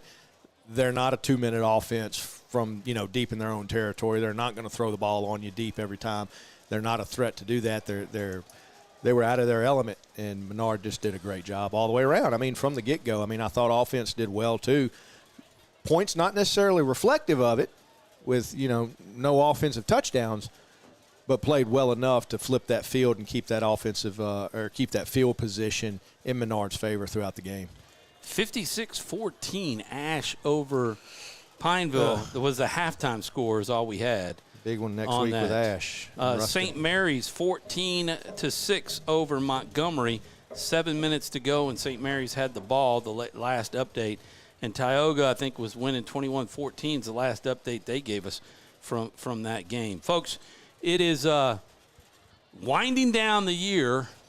It is October 25th. Next week, we will be in Kinder at 7 p.m. We got the coaches show. It ought to be a happy show. Hopefully we'll have a lot of people turn out at Buffalo Wild Wings. They are turning the food out. The staff is great, so come out and join us Wednesday night at 7 p.m. for Buffalo Wild Wings. Come out this week. We're outside. We were outside last week. Weather was great. Yeah. Dry. I mean, awesome environment. We'll be back outside if we do have some nice weather and no rain. If not, we'll be inside. So you have your choice. Come and hang out with us. 3 games left. We get to see 3 teams we haven't ever seen, I don't think. Kinder, Church Point, and Port Barry. So we're on the road, and then we finish out with 2 home games. And, hopefully these Eagles can win out. They certainly have the defense to do it. They'll have to work a little bit on their on the snapping game and get that timing between Jake and Hollis Chapman. Yeah, and, you look at what happened with Jack Roy tonight, and we hope Jack's well. We don't know the extent of that injury. Hopefully Jack will be back next week, and we don't have another offensive lineman go down like we did earlier in the year with Lane. Big injuries that the Eagles have suffered all year long, seniors and starters, Matthew Hicks, Lane Evans. You had Aiden Moran, and hopefully Jack's not a loss for the rest of the year. Hopefully he'll be able to come back. And we had Nate Matthews back in the summer. Yeah, that's right. It was going to be your starting kicker for the year. That's right. Well, I just want to thank everybody for tuning in tonight, and thanks to the Menard staff and Chris Gatlin for all the years that he's had us in the booth, whether it's radio or live streaming. I just want to tell you, it is homecoming, and this is where I went. And right now, I've decided that this is going to be my last season to call for the Eagles as the voice of the Eagles. I think it's my 13th. Been doing play-by-play for over 20 years here in Central Louisiana. So just a heads up, 3 games left. We're going to enjoy it. It's been a pleasure calling with you. But we got 3 games left, and I'll say my goodbyes then. But Tom, for the voice of the Eagles, the past, how many years has it been? 12, 15, 13? I think, yeah. It's been a pleasure listening to you and being able to come up here with you this second year. It's been fun, something I didn't think I would ever be doing. And if when you asked me, I said, you got to be crazy, right? But had a good time with you, man. And, it's going to be missed next year if you're not up here. So, anyway, I've had fun, man. It's been great having you up here, too, and the knowledge you bring. You do a great job. And final words for tonight's game, John. Man, I tell you what, we talked about it in the coaches show. It's going to be a physical, athletic game, and it's going to boil down to who wanted it most. And Menard did a great job, and I'll give it to him. Yeah, the points weren't there, but the offense is coming around. There was improvement tonight. You could see it. You could see it in the drives. They were moving the ball, and it made a difference in the field position tonight because if you give that Avoyelles offense a short field, you don't hold them to 0 points like our defense did tonight. Yeah, defense is outstanding, and as you said, the offense coming around and special teams, Bracata, wow. Again, our Security Sporting Goods player of the game is T-Sam Bracata, and then our Southern Air cool play of the game is going to be T-Sam Bracata's 45-yard punt return that gave them basically the winning points at 6 because it was 8-0 as our final here tonight. Mr. $7 tip man. Yeah, that's right. He tipped $7. He'll know what that means. He'll know what that means. No matter what the bill is. I'll have to talk to his daddy about that one. Yeah. Well, he ought to wait tables at Bracata's and get $7 tips every once in a while when he should be getting a 20 and or more. All right, that was a great line that he had at Buffalo Wild Wings. See, that's what you're missing. by not coming out to Buffalo Wild Wings. Join us Wednesday night at 7 p.m. Congratulations, David Perkins and the coaching staff, as well as the players, for a hard-fought victory homecoming.